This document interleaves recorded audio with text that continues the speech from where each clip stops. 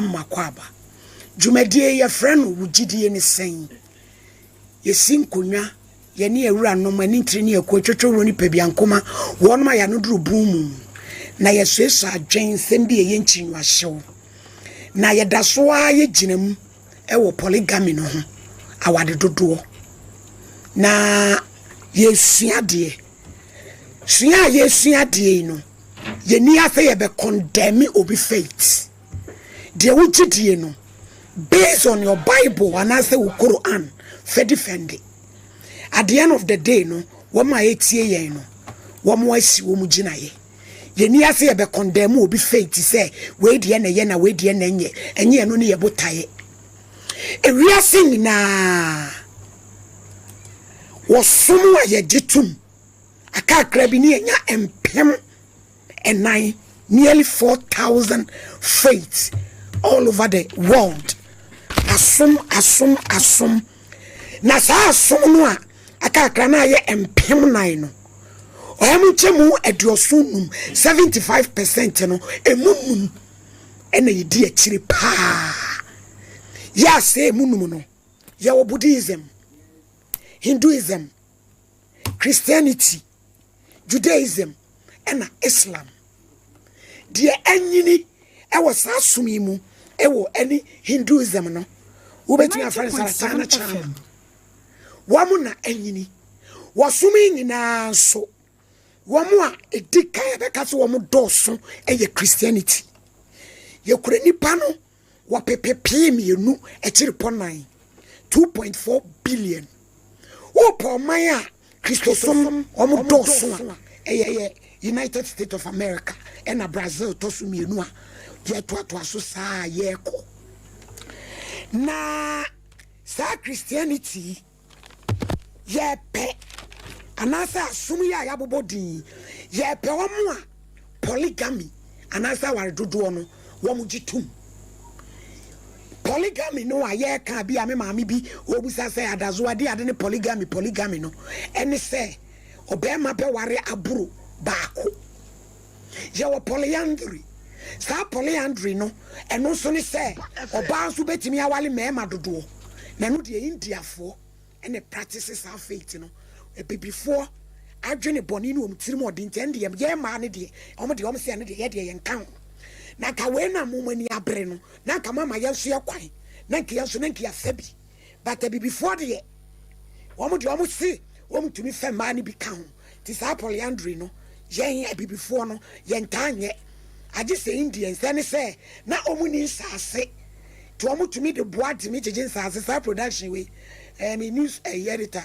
Mr. Santi Ebo Benedict and nanu anajo me sua de ono na no wo kire me Mr. Santi nyame hira production ye ya anyasem ketwa ni pa ka ho aye production cause ye ni abre ena osumu a omo beji no omo ji polygamy ni tum no ebi ni the Church of Jesus Christ of Latter-day Saints Mamos omo second president ye ka se president say bia Kebeka say bia ono na ya asole ni penny anasa asole no ni leader no asole na kasa de odi be friend Joseph Smith no second president ni na friend is Abraham Jongo no polygamy no oye bi e ware e mako edronu sia 56 the Church of Jesus Christ of Latter-day Saints enunti wawu here no e ma so no chichei sanse na bi mutumi bi mususu se sa practice no enye nyamesom tie ma omu chichei enei no ye kai sam penifo no wa asori num na say omu sacrifices bi no mo mbeye but ene you can't be a polygamist and still remain in the Church of Jesus Christ of Latter-day Saints ye be two efra asori num do some penifo na almost started Matthias no e de sa de ne bae no ene wo try wo a ye betu afri sum no enuti ene kwa Latter-day Saints for omo nyintum bae won sori ne bi wo a omo gitum etiene ye begina based on Bible, based on Quran baby a esese ye gina na ya ye adwuma no ye from oyini ne amakrancha does of mami premeni me na me di dwumade hu chia me producers ne doso Ekua boatwe ya dom ogina ha papa toso ha me ba systematic tefidie na chi ena bojibo na nkasa nso ewo fia na ma ade nyina apam osidada no a yekofi kase mu a Mr. Rashford Courtney ena fe Mr. Emmanuel Sego wamusu ekuramu dedenden a wode nam ewiase nyina ama wo hwebie ya wotie bie ene papa no ba ye ne omo be ye adwumani Sompa sorry penny Gyedie Samson Assemblies of God Church in Kransa Papa Okum Chola so we e be radiase Apostle General Moses say the Voice of Power Ministry International Techiman Apostle Yasum Nyamia Mia wade no so Apostle Yasum Nyamia Otiasie so we Gyedie amponkoso a wodi hene yeda obade ase ene ye wo wosofu Emmanuel ousu fodwo ya dodo na afre ni twankobia ene ye di we ya mabo no tachi made esi ayi sase ena se besifia no enya sem papa twankobia radio sumdwe nkan so mame so wo ye obade adom yo ene ye wo Alhaji Ahmed Osman Jabua Chief Imam in Kransa North and South. Papa, assalamu alaikum. Wa alaikum salam. Atabil. Etina jese. Ene nyasam ketu akura e ofia mpanifo nyina atrasia. Ye de enkomo bono. E de ba abeisha so. Ena anu na apostle ne bompai eti Sheikh Alhaji bompai mai. إن الحمد لله نحمده ونستعينه ونستغفره ونعوذ به من شرور أنفسنا ومن سيئات أعمالنا من يهدي الله فما له من مضل وما يضلل فلا هادي له يدو تنفو ينكوبون سيسه ان ودي ان سو اچye ne yabehia yabedwundwunu Gyedie ne sen yeso twedi amponyame amane nkoboko emfamaye maboni biara nsi mfidie otwumfo yankopon omo ho ban imo adwumayefo nyina kopinse bibie dwumadie no ne wi a ede aseda enika bia amane din konkron we ni bi so enim so otwumfo nyamo be ya man nti amen Amen. Apostle Mr. Tiwo according to Genesis 30 verse 4 krachi what be Bible no matro no kasa mai Genesis no tidumiensa yimu nan o say diafo no muhia wo si wo ho kan no ewo Genesis 30 verse 4 13 verse 4 30 okay Genesis no tie ya biasa yimu enan o say na wo de na ba wa bi ha ma na ware na Jacob ono ho na bi ha nyinsen na wo abe mama Jacob na Rahel ka se onyankopon adimasem na watie me ne nso ama me ba ntu otu ne din dan ase na osenifo eno ano no Apostle oyene Jacob ena ne yere Rahel ede na ba wa Bila ama na wade ama na kono one na dawo sane be nyina ye niema ewo esiye Jacob nso nyame ampam no wankuno wo shira na kola eti se aware dodo ne nya sa akenkade we ye be kire mu se medase bebre awradin shira yahwefo ne yetiefo nyina se last week me ka asem bi se awale dodo enye nyankopon kyehye okay na enipa kono bone nhya so ene de bai on se we no okotie ne yire no wantie nyame side enye nyame ne ka se onfa no ma no eye wono ne ka se be de mafna na emma wo se de sela de hega emma abra ba nyame ampo no medase enu tinam ka che se oba tabi ne ba ho ne yesi akoda ne ni agoro nkosum na so na akoda ne di agoro nkosum na so ko bra sabe yankane ntum yansoma ne hode na so aba batampa oje ne hwe no etenkyira se nyankopon fo aso nti awade dodo de nyame wonye ntum eye nipa so den nipa kono hyeso nipa aye ni hyeso ne yempese betie nyame ne yedi nyame hyehyɛ yeso ene de sa awade dodo no eba se yade a enya se me fi se obi kwa yade na nya ke twena so medas ye kan bat ni nyina mu nyame ampam Jacob medas eti senka yade e bone a senka nyame be pono me ho kakra no ne me haw entina me bu sa bende kyerɛ ye no nyame ye batampa ne kuno ma ho saa ne mani nti me ka si asem so meba saa ne mani nti na ma apam dada no ho ba asem no eba e benya ambie no tobre nti ye wo Kristo som ene ye wo nyame som ti asem ni ye obi betumi akasa me sum nyame ba me Kristo ni ba yen Christianity die ya sori ti awale mienu efiri se asuafo ni bia ne ho awale mienu apostle ni bia ne ho awale mienu e Bible nti we ye Old Testament a omu ya asode tie nyankopon a yantie nyame voice enu nti da ho ba asema nyame ni Israel sa pam foforo yedase e wo Jeremiah 31:31 no papa jankobia 90.7 yere asem bi o Genesis 2:24 ami fenyi masemi ami bibusa wo Genesis ngoma no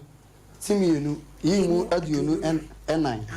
ose sa intina obema beja na jane na ho na de no ho akobata na yere ho na waye ho na nkolo aduonu num na wo mba nu no de da edeja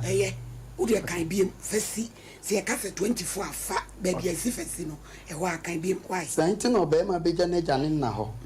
na de no ho akobata na yere ho na waye ho na nkolo pia papa jankobia senti na bema beja ne na ja ho no de no akobata na yere waye ho na nkolo baako wankasa ne yere no we ye Genesis apam dada no a ye gina ho se apam dada boa awal dudu nti e ho ne ye gina no enu sumie eti se ye gi awal dudu otu a sa asem ya ye kan yi wankasa yere no wo se kodo ho baako bata wo yere na ma ye koro aye kasa de bia so ye koro a enye mienu ti pacho unya no ne se yan hwa ne se me ba hayi wo yere no miensa na me ne mere pani na ba ha no obusam se ana ma me ye meka so ye me yere ye based on Bible ai na me kire wo no osoro ho ba ko fam wo yere na ma ye honam ba ko enti moment am ne me yere hia mu nem no ya be honam ba ko because me ne na hia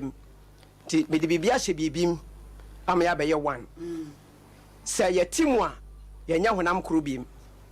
wujina ba me gina ba bi ba moment e be hia nna no aye brobeka say have sex no na ya be ye ba ko o si be ma be jane na ja no de ho akobata ne yere be ma bia ne ho betima ane ne ma me ya da o si o de ho akobata ne yere ho nya ne yere no mu ana me kira wo say be ma bia no betimi ne ma me no no o be ma ne ya ba ko pe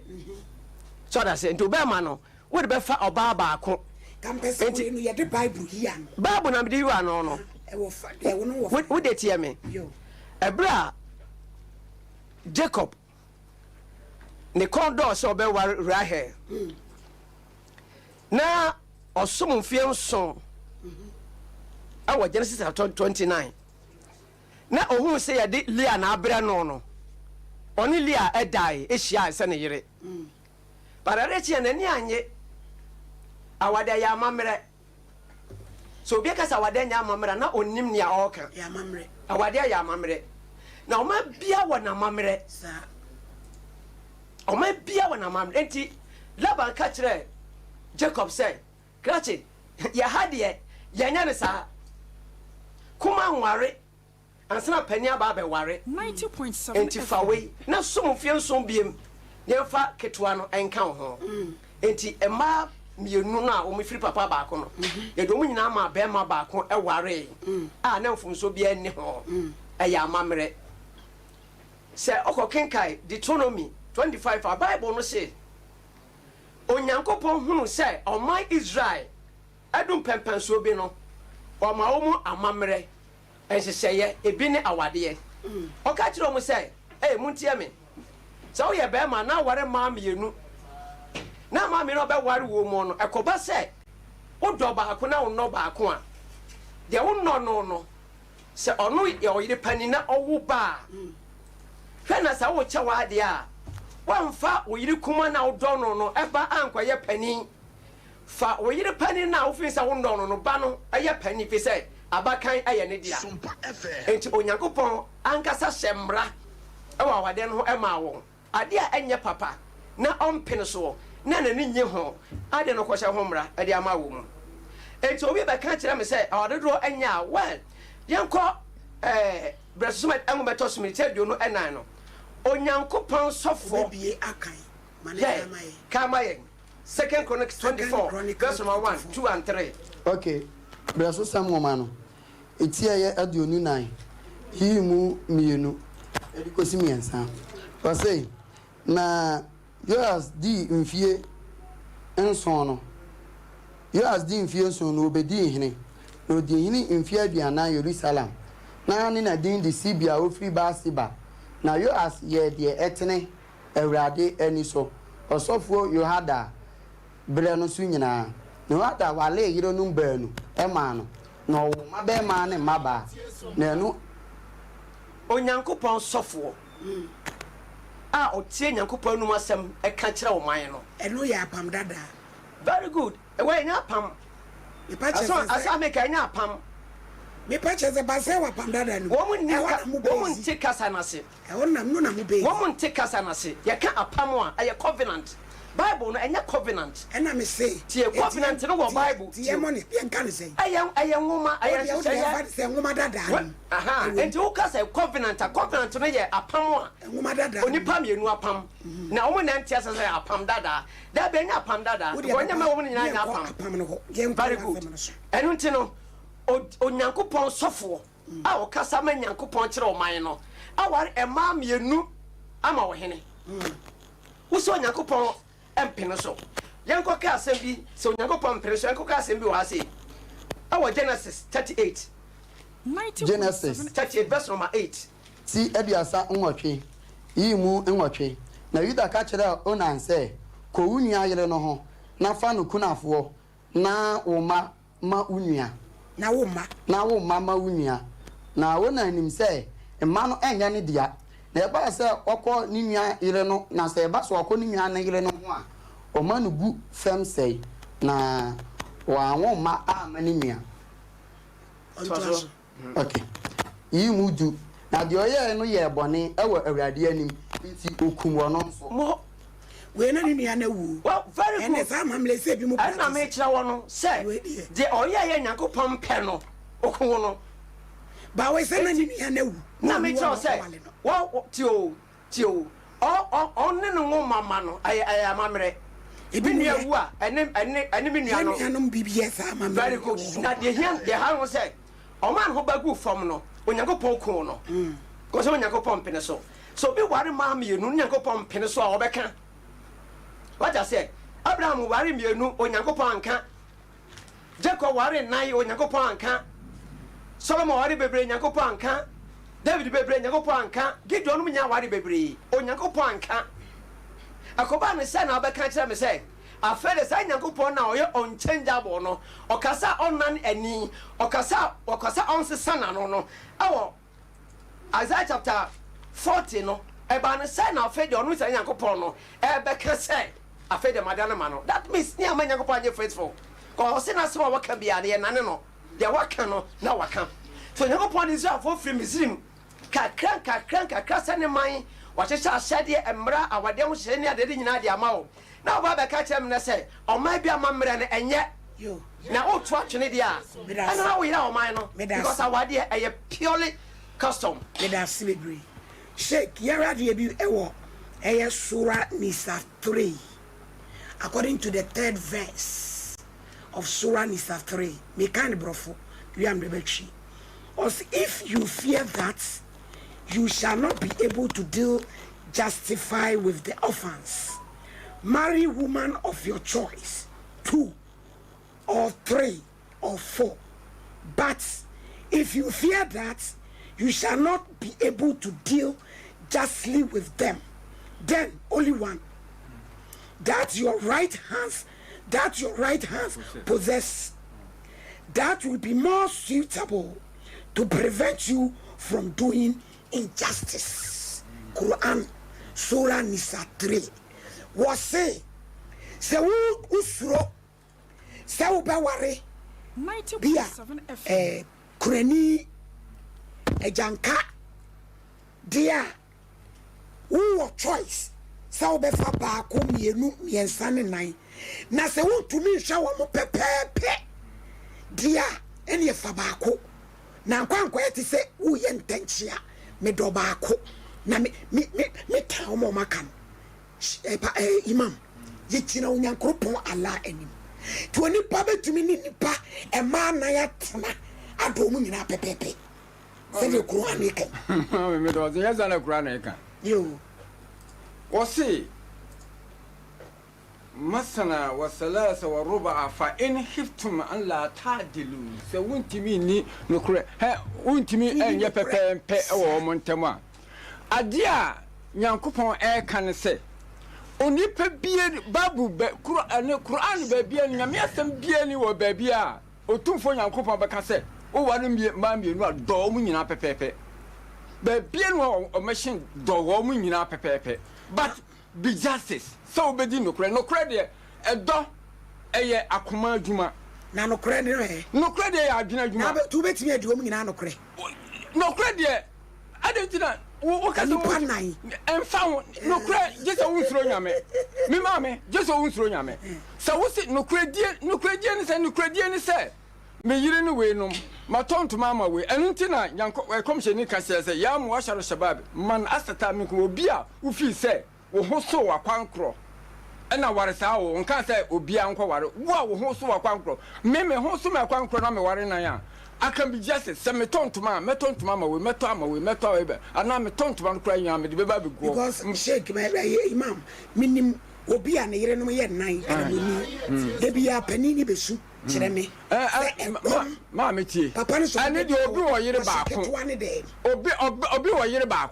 wo yere baako de bia problem ho de na ya se komo de no de bia o shake ma me ani de anu no want me anya just do wo say ni pa no wo fata so say yankopon kan say obi anware wo say so wo fi say wo betima di no kura so wo fi so ntimi no kura wo say ware baako na so wo bedi no kura dia wa ma kwan say ware nan na enu so nka say do wo mo dodie e yakoma adwuma obi enu de ka kire ma no de krokro wo mo say na untimi no wo nyina na ma na wo ware mi na ntimi no nyina ene nka wo mienu because wo ma mienu ana wo mam nan a untimi no wo nyina pepepe da me ma me ka kire me ma me wo nkron o ka kire ye nyina say ne baba akon de so ntimi amfa na anko college dia ne ba bia no ho betimi di na college no do akwala an sene ye bia nso so no kredie so de se e ba se ntokokro na be si entema e wo se ne ba na odo no ba krokro no nanso obebisan se na wo kɔbɔ ne ye de na che se wa mane wa kan che na mane hu se na nse se odi kan kɔbɔ ni nua no so anu ne no kredie no but e do de e yakoma nti nyankopɔn kan che obi aso ware me no do wo da eni ba bia justice anu nti na so say uko Bible nkwa 20 me papa kenkan 21 verse 15 Deuteronomy 21 nyankopɔn kan do asɛm wo se so wo yiri no mu mienu na do baako sene baako no anim se do ya akoma adwuma enya adwena adwuma but se enkwada no epanyini na de wo do no eye kuma na eba ana de wo no ne epanyini no ana ne ba eba akyɛde a be justice fa panyini ne de no fa ma no so wo no kora do de nyankopɔn sisi ho asɛm won ka se chinchina do nipa no onu anim se do de ya akoma adwuma so no akoma adwene ntimi control akoma adwuma aha enti nyankopɔn kan ba bia so ware ma mienu a ene wo miensa kra ne nka ne ene nka ye bone wo miensa nka ye bone because no matter how wo be do baako asene baako ya akoma adwuma but justice de ya adwene adwuma me metima decide say asma ye be kan meka no kore asma ye be bisame meka no kore asma ye be bisame metwa nkontompo eno ya adwene adwuma adwene ne nyankopɔn buafo anya akoma aha nti ba bie no nyankopɔn ka se wo ware mienu a eye bone se wo ba bi so mo nche se wo mo fa sisu pen because Quran ne de wo kasa o de sisu pen ma ni da ho ba bia se nyame se wo ware baako na ware baako ka ho a wo no mu nyina pepepe tie ye bone no omo me hu aso pani Samson yan kasa o Genesis 30 verse 9 Genesis woman no 30 verse 9 yeah ti aduasa yeah yi mu nkono ose na ria hu se na wo mu atwe no ode na ba wa sipa e ma Jacob aware na ria ba wa sipa wo aba ma Jacob yi mu du ba no okay aso pani oyema Jacob kuro ya ne yere enso Lia yenim de we a Jacob awale ye ho semotie sa wono no wo kwa kobra wo Sompafe mienu na wafa no kura ye kan wasem no ya sare ba kwa san ye den atone so nso babro ankase ɛno nti Jacob ayɛ mfomso ɛhɔ no di ntina ɛma no basa so for mama da ase bebre onyankopɔn ɛyɛ no kwafo sɛ ɔwɔ berɛ a wahyɛ ato hɔ a adeɛ bi a obia bɛyɛ no bɛbu ho aten ɛnti sɛ woyɛ kristoni anaa woyɛ sɔfoɔ woyɛ asɔreba woyɛ ɛda bi na wogyɛ bɔne bi na wani tuas na woyɛ no ɛmfonsoɔ na sɛ wankasankasa wansakyera na wopɛ sɛ meyɛ yɛ bi a akatua mmra at once anaa temu bu mmra at once ansa na masesa woboa onyame yi da bi atoɔ nti na sɔfomanyi na ɔka sɛ saa apam dadaa no mfonsoɔ wɔ ho ɛfiri sɛ na mfonsoɔ a wɔ mu no sɛ awadeɛ mmienu awadeɛ mmiɛnsa ne yɛmu ɛnamu mmara ahodoɔ bi koraa yɛ bɔne a wɔ sɛ woba koraa a wobɔ wo no yɛ bɔne a kye no kɔ mpanyimfoɔ anim yɛfa nkɔ pɔna akure pɔna no yɛkɔsi no aboɔ nkunu ɛndɛ hɔ a na de ne ba kɔma mpanyimfoɔ sɛ meba yɛ asoɔden nti mu nkunu ebi wɔ Ghana ha sɛ nka yɛturu nyinaa asa nyame wɔ da a wɔde ato hɔ a ɔbɛbu obi biara nnwuma a woyɛ ɛso akontama nti saa ɔsɛ sɛn apam dada no nkonso wɔ na papa quotation me quote Hebrew chapter 8 verse 7 nyame fi asema ɔka no ma Bible nka mpacho Hebrew fo nwoma no etie so kwapem du ba ko nyame fi asem bia Hebrew fo nwoma etin so yi mu du ba ko etie nwotwe nche mu so kwapem du ba ko 8 7 to 11 wose na asase a enum osu a eta togusuo na efifi aduane a eye ma wona Hebrew abue Hebrew chapter 8 verse 7 okay 8 verse 7 apam foforo pɔhye mo na se kan apam no huni asɛm a anka wɔn hwehwɛ de ɛtɔ so mienu no tobele ko bi nka yi mu wɔtwe na onunu wɔn sɛ hwɛ ena bi aba awurade na ɔseɛ sɛm Israel fie no Yuda fie bɛpam apam foforo yi mu nkron ɛnte sɛ apam a me ne wɔn agya no pam yɛ da me so wɔn sɛm yi wɔn Misraim asase so no efiri sɛ wɔn deɛ wɔantena mapam mu na me so ma anwene wɔn ho efiri ma anwene wɔn ho awurade na wɔseɛ karapam no na mfonso nko a awade mienu wadi ne me wan pa na de ni ma mienu be ba kwa wade so mama wan be say adwuma no wan pa na be ka say me ba ware me ba we san wa me ba we ka ho ana wade ni won kasa ni maid be ma ni kunu say me no enwo nti won me maid ntana enwo ei amfonso nko a de nyankopon ayi sapam no afiri ho se wode apam foforo ba sapam wode ma ne de woni ye pam foforo say karapam no a enye no oye firi ho na ya pam a ye di eche na Jesus Christ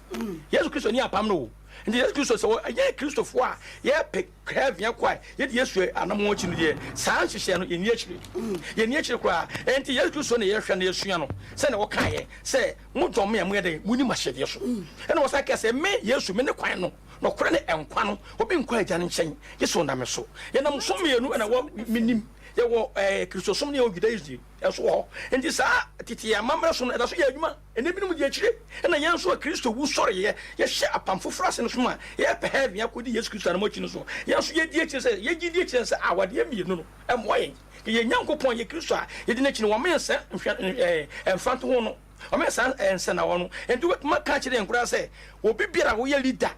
anasa wo ye sɔfo ana wo ye panyin no man party sɛ wo bɛ ware mienu e bi sɛ enye good example okay ɛde mo wo nkyirima no nti to mame awade mienu ne miensa no emfa asomdwe ma na emadom o kan se me no kore me brara ba ko asoro bi mo ware mienu na wo ware ba ko kan ire panyin ho na da me ko no mu ni ha kurubi so me ko chia mo na ire panyin se mame ye de wanya ayokorafo ye nyamia so se hwe aso panyin bra me bre me datime ni na toa me tin so de na se me kunu me ko so me kunu ma beto na me kunu na me batimi sa me dwene na menya adwemone ma me korafo no na ye honamani e bi se asom no me ko kan sem bia menya problem ya je ato na yatim na honam mu de no honhom no ye bre papa but som no na kan ato a yentumi nka okay ti so mame akono bone apandada no enni to bre papa nti na Kristo di apam foforo ba ye di akire nti awade mienu no ye Gyedie de emoa yen papa Jankobia 2005 na me ba techimai me ba na ugina mu pa saa time no na un preachi aware dodo yem se kire ya na saa enkyerɛkyerɛ no ba mu ɛyɛ den na kyerɛ yi no ɛna wo kyerɛkyerɛ because the Bible na na yɛde yɛ adwuma de a adan na fitiaseɛ no na wo nkyerɛkyerɛ saa ɛkyerɛ yɛbɛka sɛ moyɛ asɔfo amate atuane bi anaa yo ma me da se nipa bia wo nyina na ukɔ wanim me ka kyerɛ me nkrɔfo no sɛ obi a wɔn pa de sua bia no ɔbɔ adada na okɔ so kyerɛkyerɛ wo ma nkyerɛkyerɛ bɔne ɛbra wo sua de wo nya ndie bebree ɛma wo bia nsakyerɛyɛ kɔ nneɛma bebree mu so ɔba wɔ class 1 ade a ɔbɛkyerɛ no no yɛ soronko ɔkɔ akɔdu university level a ɔna so sua class 1 ade no bi wa advance basa bible kro na kura wo enti bible ne kuta yɛ no first na unsua bible ne kuta yɛ no na yɛ kan na ehunu sɛ da bi nsɛm bi hɔ no mu a ensisi so yes ensɛm bi hɔ no ma ensisi so kura ɛne yɛnsa ndo so bible no bi bible sense deɛ ɔde ne sakoso ofuntum dadeɛ mu na wo sa apostle to asoma me ewe na chi sa ebe no ɛyɛ akan kasa na nipa bebre nti ase funtum dade ne yɛ de yɛ ka funtum dade a ɛyɛ den na nkɔhwe wachi me kenkai asɛm bi na asa na watwerɛ ma me kenkai no ɛnte sɛ ne nkyerɛ asɛm de sɛ deɛ wo ka kyerɛ me no de na kyerɛ sɛ me nsa machi papa yɛhwɛ ne sei sɛ vitiaseɛ no na wo kyerɛkyerɛ sɛ awaro dodoɔ nyɛ no ai se wabɛgya tumi sa war dodoɔ yɛ no sɛ saa brɛ no obi tie saa wo nkyerɛkyerɛ no na ɛsɛ na nkɔware bi ka ne yere ho na wanware no baba ko na kunu a wayɛ papa na wayɛ ma me nya obi abɔne tenie pa me nya obi abɔne ba abɔnya na me kyerɛɛ ayɛ ngoma yɛ bɛto yɛ ne dia kyerɛkyerɛ yɛn ti dia kyerɛkyerɛ yɛn no ani yɛ kyerɛkyerɛ na nkyerɛkyerɛ ma ne bɛ no sɛ da bi ne ma bi tosini papa kan sɛ wo ma ware dodoɔ no nyina na temu da ho twa wo mu ɛne abraham wayera totally ɛne jacob so wayera totally na busuako dumienu na wɔn da having gate na no ɛyɛ man nine ma ɛna de da having gate na no ɛne wɔn nyina ayera ɛno ntene yɛ to yɛ ministry din bible study ɛno ntina apam dada no a na ɛfomsoɔ wɔ ho no yɛde aba bɛwie ne tobrɛ ɛwɔ apam ɛno na yɛbɛkyerɛkyerɛ mo sɛ ana ya kyerɛkyerɛ mo sɛ yɛka apam a ɛyɛ covenant ɛne sɛ yɛmfa ne sɛ ɛno ntina yɛso deɛ yɛbɛto yɛ no no ɛyɛ kasa maa me tie ɛyɛ kasa yɛbɛto yɛ no papa ayi wo de tie ɛyɛ kasa yes but listen oh tie old testament yɛ yɛka testament ayɛ deɛ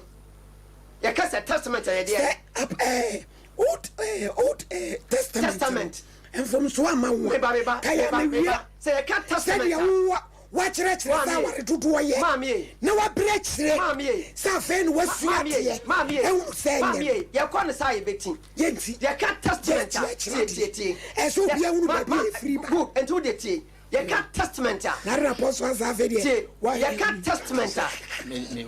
sɛ yɛka testament a sɛ ɔtɛ seɛ yɛka testament a testament yɛdeɛ bɛyi testament ɛnyɛ afotuo okay yɛka testament ɛnyɛ afotuo testament nyɛ nkyerɛkyerɛ testament ɛyɛ nhyehyɛeɛ bi a wone obi ɛhyehyɛ like sɛ meyɛ will ɛna covenant apam no ɛyɛ mmienu yɛ agree sɛ yɛyɛ adeɛ wɔ obi ambreki wodeɛ papa enti sɛ wobɛka kyerɛ me sɛ apam dada no nyinaa yɛ covenant a that means wo yera ma dwene yɛnyi apam no firi me nyina very good me nyina akenka de a ɛdii kan no very good yɛho ama mfomso a kɛyɛama mfomso a wɔhɔ no wo deɛ pɛ wo nkyerɛkyerɛ a mebɛto takyiman na wo kyerɛkyerɛ no na wogye aware dodoɔ tom very good sɛsi a woabrɛ kyire sɛ afei de aware dodoɔ no yɛgye to mu a ɛyɛ yie the same bible wokɔfa bible bi mfiri baabi a enti saa mfitiaseɛ no ɛdeɛ na wogyina so a na wode kyerɛkyerɛ ɛna mɛkyerɛ wo sɛ mekɔ school no me teacher kyerɛkyerɛ m adeɛ bi adeɛ a me teacher kyerɛkyerɛ me na menim sɛ ɛyɛ ade papa ɛti mebaa fie me so mekyerɛkyerɛ na ɛberɛ a megu so sua adeɛ no bɛhu sɛ ei da bi adeɛ a me teacher kyerɛkyerɛ me ma me nsa nkɔhwɛ mu yɛ biem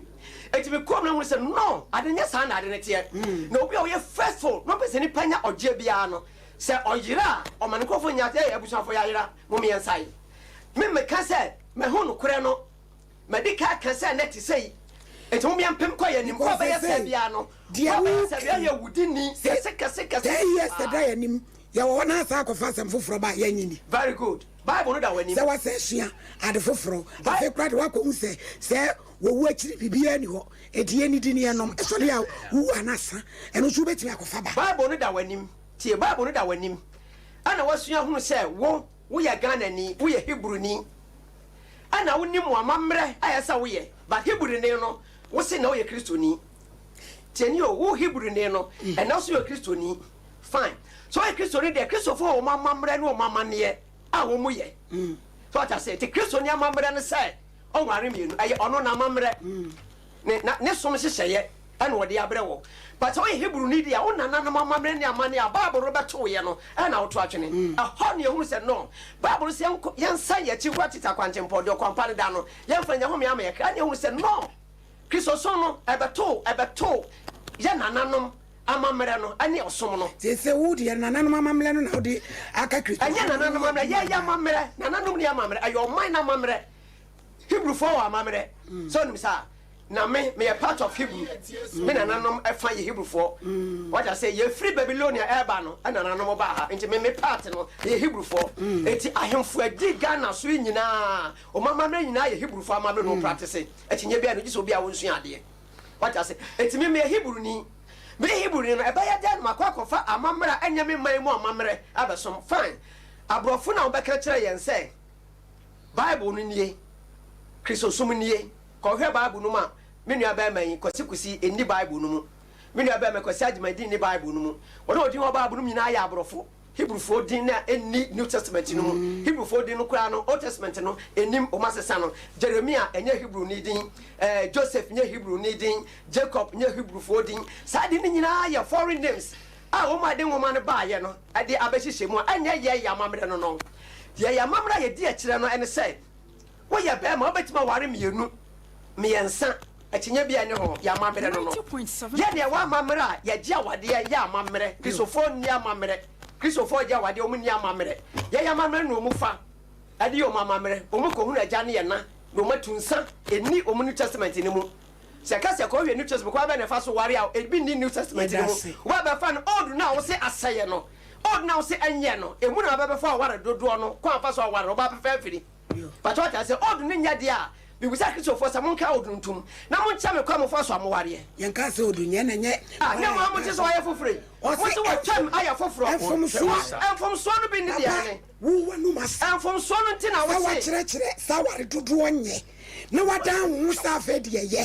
Bible ne so ntontwene ko fa foforo na Bible kro na ne kura wo eno na me de je Bible kro na nkura me na se so yusu Bible kro na nkura me you use original Hebrew book no Tanakh no aye original net na ko so so Bible bi afen wa me yate Hebrew ni ti afen na wo kuta Bible na no mamre na ye Hebrew fo na aye Hebrew papa jan kobia enye Bible yi wa foforo ye nyusu biem eti enori no ne kire no ye nyusu biem eti sanka ye di a eti mo mo de na kuta mo no ane baby a osom no firi ba ye no anya hunu sai momoma we no eye copyright why you be afiri mu di bia keka ho anya sana yes but what I said because man tie so ba ka kira me say Onyankopon na bo bone ane wo said wo ye nyina ye papa de a na ba ka tell say tem obi ho no obebu matan ya na onim de wo ka papa nya no wasem ne ye enti ne tell say ye book le kuta ye no ene de kuta mu yi no polygamy ne kuta mo papa meni pantia se won kire mu no mo ntia se de enti a me dwankopia mabe hunu se aware dodo ye no me nyusu mu Bible yi bi na me yusu Hebrew fo Bible bi no aboni din eno mu kire ena me kire se ni pane pa no wabedi ye no achi na kwaya saase ye Bible ye bi na wo yusu no e ba saase de ye to futuro e de ku ni pe ye nyusu Bible bi ana ye nso enya Kristofo na mo ye okay me pa mo ye de ye nya Kristofo na mo ye de ye gina ho se oman atia to mu eti ye amamra ni amade so ma me pacho let me land ye gina ho se oman to mu ma mutie ye gina ho se oman a ye kuta amamra ɛne amanya bia nananom fititititi hu onyankopɔn twadua mpɔn ɛbɛsi nnɛ no ɛne ɛdi akyiri kɔgya nananom ɛyɛ no ɛne ɛpractice ɛnyɛ foforɔ bi aba yɛdase shake papa mepakyɛw Surah 4 and Nisa 3. The Quran is laying down a law which pertains to all marriages to be constructed in the future, and its purposes is to make a man aware of his moral responsibilities as a husband before he contracts multiple marriages. Papa Semui, in Chiasia Pano, anything. Say na Quran person catching. So what the Surah 4 and Nisa 3. Mamma. Osi Quran de ade emra ene hyehyeye ato ho ansana obi beko saa aware duduo mu no enema bebre wo ho ai sese wo hye ne wo ye ansana wo de ne ho akowura mu eno na pese wo kyire mai se ye ka se awale duduo adudu papa obi ti wa wote ya o se mesom no ma me kwan eti no akokeka bi aboso nenso ahun hyehyeye ne mra pa no o fa anya dwuma ehun hyehyeye ne mra no ebi ni sen wada wo ana na me ka se ye komhye ni o Quran o ka kire ye wo se man asata minkun ba obi a wo ye wa ho so wa kwankro sana tie wo so ho so wa kwankro because say adel na wo kan se ubeye pepe mpem bebre ohia na se ohia na de nkade ne ba aha so obi wo no se ahokyere no won so a eno na ema oni nokre no but nokre de obi betimi obi timi ye wo papa bi wo ma branche bi ne ne ye adwuma wo krowe so ufri nkrasa new market ya akropon abontem and the next one wo yiri no mu mienu mini asa okọ na se ono anka nche se me yiri panyin me yiri kumani a unhu se wo omo ye akorafo omo mienu ye aduane a wo mo nya wo mo wi aduane na panyin no na eka na kuma no wo omo wi omo twa omo kunu di ama no na wo mo mienu no omo tenase no omo didi wo twa omo ma di ama we mani no omo twa mba no di ama no kola no sizes no na atwa omo di fe kwa etoda bi na me ko ba bi a me de me na fofo e ko ba bi kura metimi ejina ko ne fie kwachia no na maka nche omo samu de fie na ye ko no bo hunu ma na wo no omo ya akorafo enso papa bi a ma ko mamu no emu o ye anya hwe obi wo yire ba ko I'm telling you say ya sofo ye di asem no bebre obi yire ba ko pe ebi kura won na wo one I tell you enso de odi ye no de odi ye gan no oba no ni ahoto oni yire ye mi no odi ba se bie kwan pa se kremofo ma omo nye ma omo tumi pia bonte kasa se omo mfre omo aware dodo no no omo nkamu nsema papa ki ebedwa ane de omo yire ma ko so ye kasi omo nkamu nsema be kasi se mpe bebre omo ame omo ba manim de omo asem ba no ni yire ba ko oni yire ba ko pe enso so no onhwe oni ebi kro betuma kasa me wo me ba we 4 years ni ebia me kunu ene me na akete kroda enso ne yire ba ko young boy young girl omo ware anya ware dada akra so no enti ano de ya mama yanka se aware no na de saa de ne ba eye ni pasuban obi wa anti komsheni ka kire se don de no matter even kra no don na ya na ka wa se do ba ko na wo don no a ware no don na wo di hu no foforo na de wa no as time goes on ebeduru bebi na don ni ho bi enti komsheni ka kire se aware na mo ware no mo de don na aware oba no ebeduru mfie bi no na don na eni ho bi o se don ni ho a fa ahumobro show ahumobro de ya adwena adwuma don de ya akoma adwuma nti se akoma no don so tia fa ahumobro show nti commission no Quran no say ese wa hu se obetimi ahwe ma no ba bia o mo beda o mo aduane o mo bedie o mo eniema bi nkete nkete so fi se wo ho ahoodena ware enan no o tontoma hu so enne chiri abra na say donjibre na ye me tontoma maame wudie ni na chese na meka say hia ena ma sa pepe ye na nka nyesa enkromofo bebre bedi nokre na enam say hia ntino na wa tontoma no ahye ayimu but ono nya osi nyankopon ama ekwan say etimi ware mienu miensa nti wo ware ba ko na ohwe ya hu oba foforo bi na we ya dada kakra no na akọ ware foforo na ba wo so akọ mpoma ye nipa ba ko ano aduane sabre no untimi nchemu uchemu so a enye ye ntimi no aduane nti the best thing say wo de be ma foforo na wa ba na panyin de no huna mane enti say o ho so akwan kro dia emra bia nsi kwan say o ware mi nu ayi na asem ba kwa me pese ye ti ase ne say ya Quran no o ka asem a o ka ni straight emu da ho enti nkramofo bia ni ho a kramoni bia no obetimi age sa asem na Quran ka ye no ho akinye se ensanom no obra o ka ni straight onto sabi say ya ayyuhal ladina amanu ozi muwa muslimu Gyedie no innamal hamru ensa register min amal shaitan ayabun samujma fastanibuhu montum humfi as simple as that so enti aware no waka direct esi ho sire say aware no say uware mienu uware miensa na mom di no kra ma wo mo so fi say untimi ni no kra ne de a ware ba ko as simple as that na sabe minim se dia nwuma foforo bi simi kasa se ne ese ye di si wo kire se ampa nyame se aware mienu enye okay wontu mu humfiri ho ne ye hu se yes ade na aba no eda ho clear ene ma yen kan apostle yen kan asem bi wo Mark 10 verse 7 Mark 10 verse 7 asem no aye kan bi wo Genesis asem no aye kan bi Genesis 2:24 no yen kan Genesis 2:24 ya kan bi Genesis 2:24 no eno ye Old Testament to yemle New Testament Mark 10:7 asab e be pie wa Marko nguma no eti ye du yi mu nso enti no nipa be gya na gya ne na ho na ode no akọbọ ne yere ho na wo mba no akọyọ honam kolo pia me papa ba jabda bi udem ni wa wi wa poso mo iso fe so New Testament no a eno ne ye de justify say we you Abraham ware ha onka ware pa baby was he waiting na woni pa no see papa imam bacho mi wa apostle so me san ba so ye wo mle bebre tu de nyabotre se won tia tia chiro point ne to edu wa na wafa apostle ohene Genesis yeah I know na nipa bebre di justify say Jacob wale ha me we de me akra me ma ye kenkan Genesis 30 verse 4 Genesis 30 verse 9 Rahel ni Bilhah ni Leah ni Zilpah wasem ya Genesis asemana samba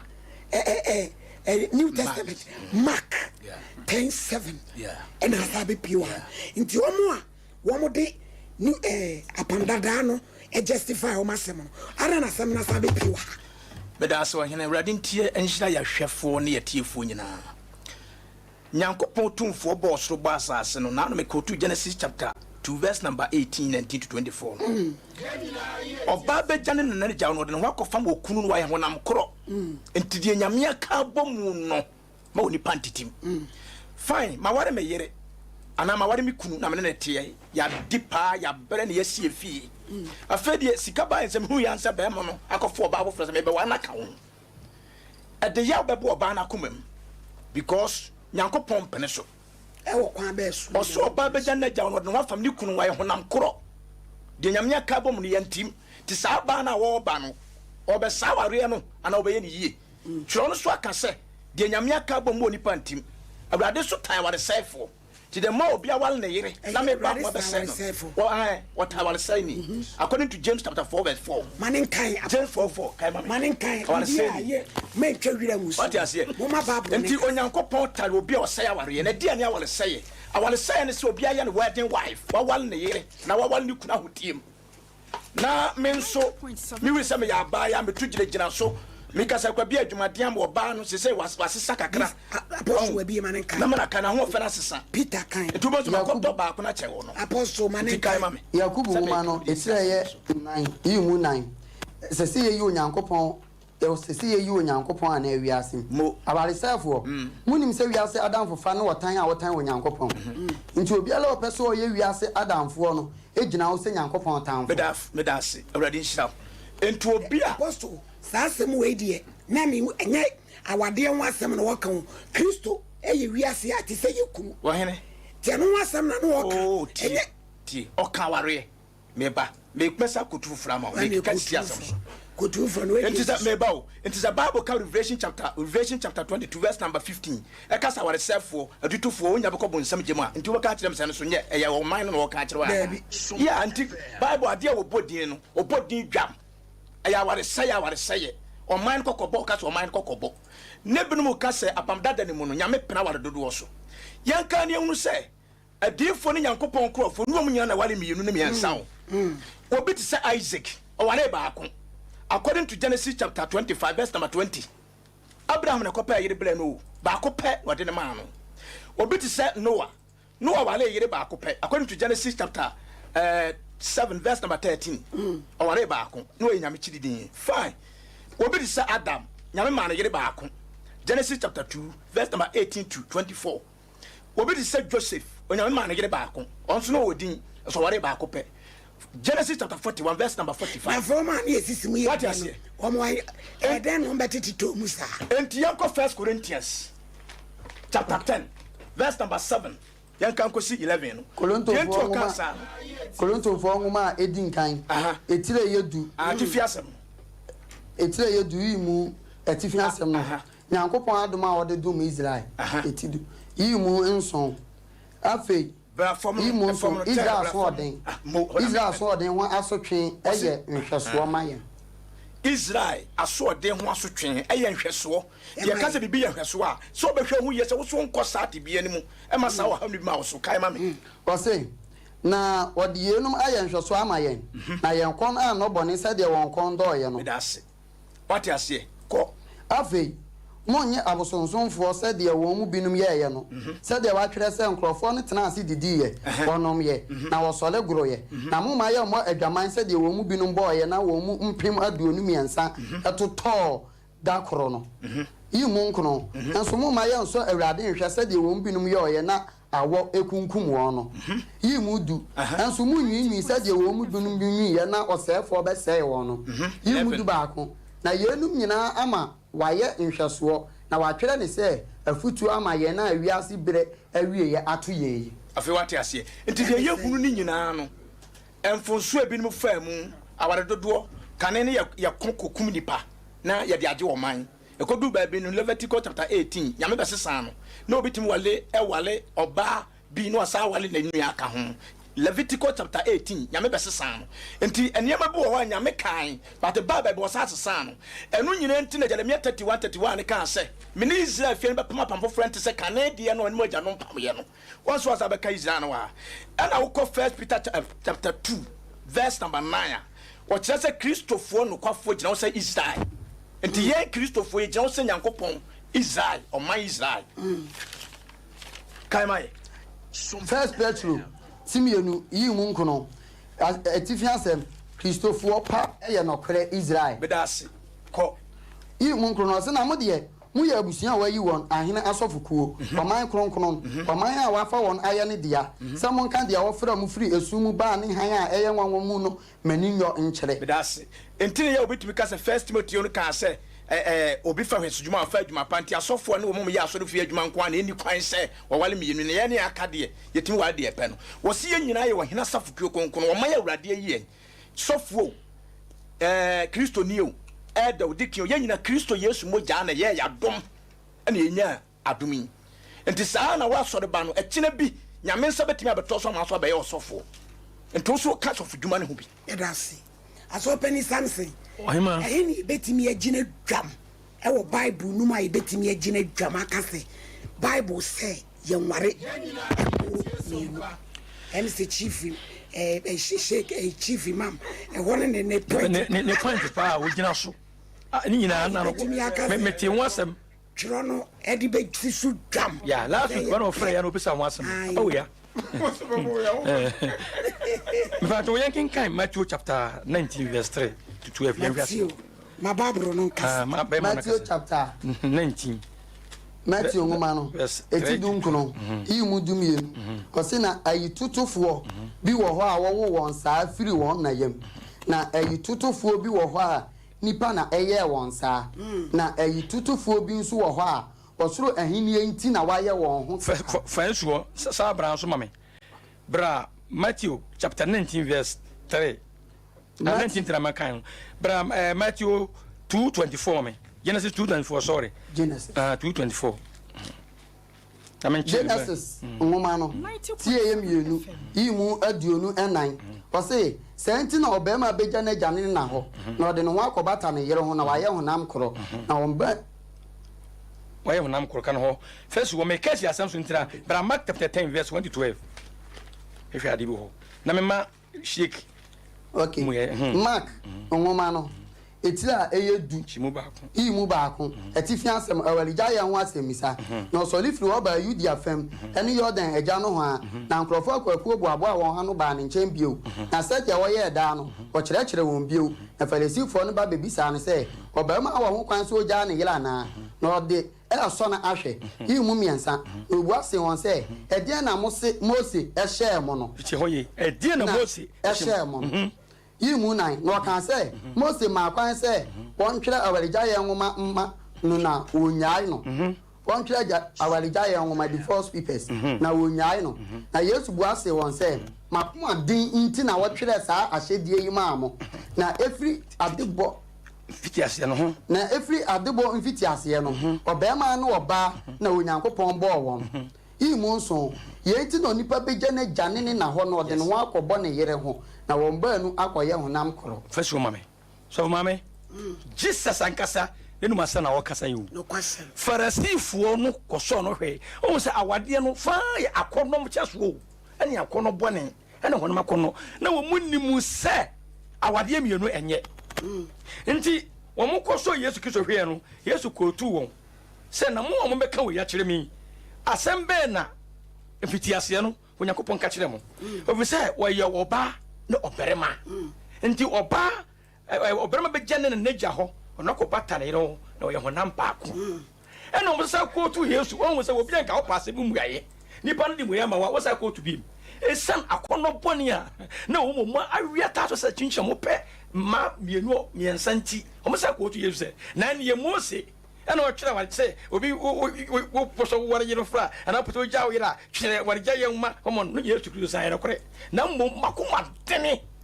musuba moninti ena Mose o ye sa mam na nkati mfitiase no na ente sa efi se Onyankopon oba na obaramante Yesu Kristo a ye gini di no ye boni pa no ka ho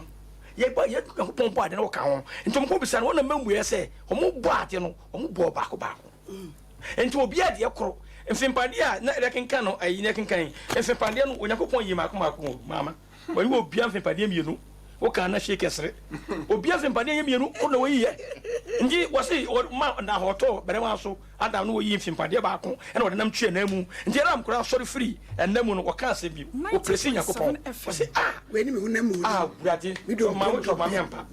wo to ma mempa me hunam nji wo papa se odo eni akomam je be busa quotation bi da ho eni akomam na e wa aginu hwe do wa kumome ni abi abi ma kuma abela bobia say no wo sinye ya Bible bi na wish Bible fufu nchama wo question bi sa no anya tie ye de ye Bible ni Quran ye de ye wo so say wo so de ne ye Hebrew fo book foforo ti ama sem na wo de ye mfa no nto me pese wo so wo de ye ko twiro num ba bi ye kasi so dwam sa wale dodo ne ye hariko fa ko kenka sem bi mame atemu fo metia duo no because me do Hebrew Bible na chia na yam aya no atana ke no adu ma yi mu dia ba ha mame aya no atana ke no anu ma yi mu dia ba ha but o mu try no I the confusion ba batakna ke no any confusion baba yanko be ma tie ne bere bi atwam nchecha wo kan ma mu so wata ta chimache ba sa wo da yam ko aya de kare ba mo no we na wo chechira wo de nya papa obi timi nya adwin bi e wo Quran na obi na sori no aba se Quran asema akomche no kronkron so wale wasalam aka no ono so akofa fofra ba kamo mu be pene mami babu na mu be pene babu na na ehwe mo no eti babu na na de jaja babu ni kasa kenkan mi enko atemufo ngoma no etia ya duo no yi mu nwotwe na o ma ni nyina sori gyina se obema ba ko kan se yemu biala enko ntomadan mu na yemu biara emane ne fie yi mo nkro na afei eye o man nyina sori gina ye said ye ben nipa baako that's mean nipa dodo betimi aka bo ma ye baako e wade bi ho e wo bi ho ti se o ka kira o say be ma be gene jane na no ko fam na yiri a eno nche say mam ye num ye nsa ntimi nya baako ba we o ke say nya wade ho asem tie me ma example say nipa me nsa betimi tie nipa me nsa betimi stand as one Mami, wadwene mra. Mami, wadwene mra. Mi tie papa. O tell me kira say nipa me nsa betima gina as one. Yeah. Nipa me nsa, nipa 10 betima gina as one. Sir. What I say? He say e ma me nsa betima gina say nipa baako. Ayo ade bi a. Ayo ade bi. What I say? And so ka to say, oduma ko fam ne yere ho a. Be ma baako ntimi fa ne yere mfa ne ho mfa ma du ho. Fam no aye twi kasa. Won ti twi kasa won ti ase. Me dem ho ko fam ye ne bra me ne me yiri di nhia mu e ho asem no wo ka no nti eno no hin no gina so twam sa wo do do ye anu na me church wo no okay ana me church wo no tu wo mu gina so ka se na ko pon yi be man fem pade baako ro na mu tua na mu asem kan nti na bible no ho se wan to ko se nso ne ya be man bible ya boa mama listen be ma bia fem pade aha 12 24 busa doctor bia eti die nyame busa doctor bia eti bible ne boa mama busa medical doctor bia say that man fem pade ya say eti bible ne boa mama bible say o yi be man fem pade ba ko gankobi mama me na me kan ya na odi hu ma sha se de dabi mama tie enipa yempa no kra ho yempa so bible wa wo dia kire pe no afi de bible ne boa mama listen mama to boase eti o papa enwoma no aya atwere okay what I say say Jeremiah say drop from answer yes na che say una ko po oboa wa nyi fi pare bia me say sana person so be catch that say Nyankopon yi be man fem pade ba ko god na musa na mu ya say ka be man fem pade no en ka fa do so che fa na wo ye nyame bia nyame wotimi ye no ebi ni we mami nyame yi fem pade no no de na me share ho nti fem pade ba ko afiri ho okay tinka fem pade no bi ho ha tinga say ka ha say ya 11 na ha ya 12 ti sa asem na ya ka no asem ma ka no o ma to bible anya no kure eti dia na ya no kure dia no kure say be man fem pade 12 24 eti nyanya eti wa nyim fem pade wa nyim fem pade na de ya wo ba no de dia na ye no very good ya ye ba wi ase no obi no onum ko fa so ba wi ase nobody obi antimi amprofu nkyere me say onum kwa ye nipa fa so ba wi ase nobody Mami listen. Ya sua de pa o. Ya nya Bible nko ho ne yete. Ya sua de pa. Ya sua nya ma pa. Ya ba hu se oba de no a ye nim no no. Sa wo di oso de nananom amamere na wo de. Oba de ye nim no no. Nyo no na Christopher nim no no. Na ye frankly speaking. Na de ahia. Tie. Oba de obi ahu ni da. Obi anim ne da. Pa cho ta se. So ba so hu oba de a ubehu na podiem obebeso ho bade bia so bade no wache ho bia no bo obehu na podiem the question tina bronika service to mankind service to God enti obi no no ma say we nyame na atwera breme aye oman bia tina se enti ye ne ye den ye baaye ja ye baaye no ya ne ye baaye no me nya abode me ya wode ye wo me mama ye wo no me papa ye wo no me na ye wo no ye den wo ba tie do ya body no de o ya body ye ti wiase ya sen obi no oni mo no 2.7 FM obi an evidence a obetima fufa kire me say asema si we say ye bo no me gina ho enwoma ya twere si Mose enwoma wa ba kenka nwoma bo say da bi nwoma no gwanya Mose ne twero ye na obi a wawuo wono betima sa twere ho asem no ya se Matthew ngoma be kom so no ngoma onya Matthew na twero ye ayo bi na atwera se Matthew na se wo no se nye Bible na usu ya sua Bible na be hunu say eno na Bible na be hunu say wetie for no ti ase se enti kodi 2021 verse number 15 let me proof how we be ti ase se wo no usu Bible ti dia wo usu no se nipa ne pa wa bedi enu achi mami sirem dia ya kan say nipa hunu de obo ye no o ma ya dwen chirem papa de obo ye no mi usu mo Bible ye me wo de tie me de obo ye no o ma ya dwene common sense for me common sense common sense ne say okay common sense ade sense ne common o mo se ye nyinya mi ma me sense ne common ma me sense ne common sense ya common ko bi nyimi ma ne emie Deuteronomy 21 verse number 15 no na de yesua ne keto be me che de ntira ye ka kire o sa wade mienu no enye bone Mose nwoma eto so num ana Deuteronomy eti a eye aduonu baako imu dunum so be ma bi wo yire num baanu na odo baako we dey last week so me so be ma bi wo beba so be ma bi wo yire num mienu na odo baako hwan na e ka say Mose wo se hwan na so won ka sa otie de ampon very good say nyankopon no so obi ani ho muntie Bible na ekasa me de Bible na pusa Bible na me de proof akere wo what you say sa Mose na ase na wo ka no munnuanum nyina agitum se Mose ye odifo na Onyankopon no ne Mose kasa eto mo gi Mose mra no tum se Mose mra no eniawu ye nyimfiri ho ensa wade ye nyimfiri ho emokro no ye nyimfiri ho enada sekrumu ye nyimfiri ho ensunya mfro nka mo ye nyimfiri ho so ubeka tell me say emfomso bi nti sa nyema we free ho no no masema ho kan it sa say mo say ntanka tell me say free ho eni e wo awari an wasam ne ka kan kire ye say wakin ka babura hunu say first na wale dodo ye na fe ni wa hunu say mami mo babu na na di proof a kire wo ti o eni e wo so emfa san kire ni kire papa because wo busa masem no awo babu no mu na do babu no proof a kire wo say ti o say me kire no a ken yensu bible ba obeti asno ase clear say me kire no a ken yensu bible ye beka bible to ba obeti asno ase clear enu so ye bezi because entina de bible entina de bible na kasa no so let me prove to bible ni quran so let me prove to you way aya eti imam quran papa yi no say wodi na chi say woni ni to anamo wa quran ni bible ni agidi o wonu su quran foforo mami tie papa wa kasa o tie kasa wodi na dwen na kasa wo do na kasa madwen timso den sam de kasa wadwen enti nyo bi na beka kire me say ngoma bi na kire me de menye ye das wakai ya kenti ya koso enti Nyankopon na kasa no e kire Israel man sese be ma bi ware e ma mienu na odo baako yes odo baako na odo baako na onno baako na de odo no no nke enti ya wie wadwum so wa wie ho obusa me gina bre de fabra ana me kire wo say so Nyankopon na wonim no a wa ya wo Nyankopon no a wo gine tumo no sa wa ma asade we na wo se na asade ntwam ampepa ensai dade a no ama asade we say obi ba ware mienu na emara da ho na wo ba be ka kire me say anu de atwam na ya pam dada okay ya ba hayi obi an kotu apam dada sa pam dada ni ho no man kede na ma me be kotu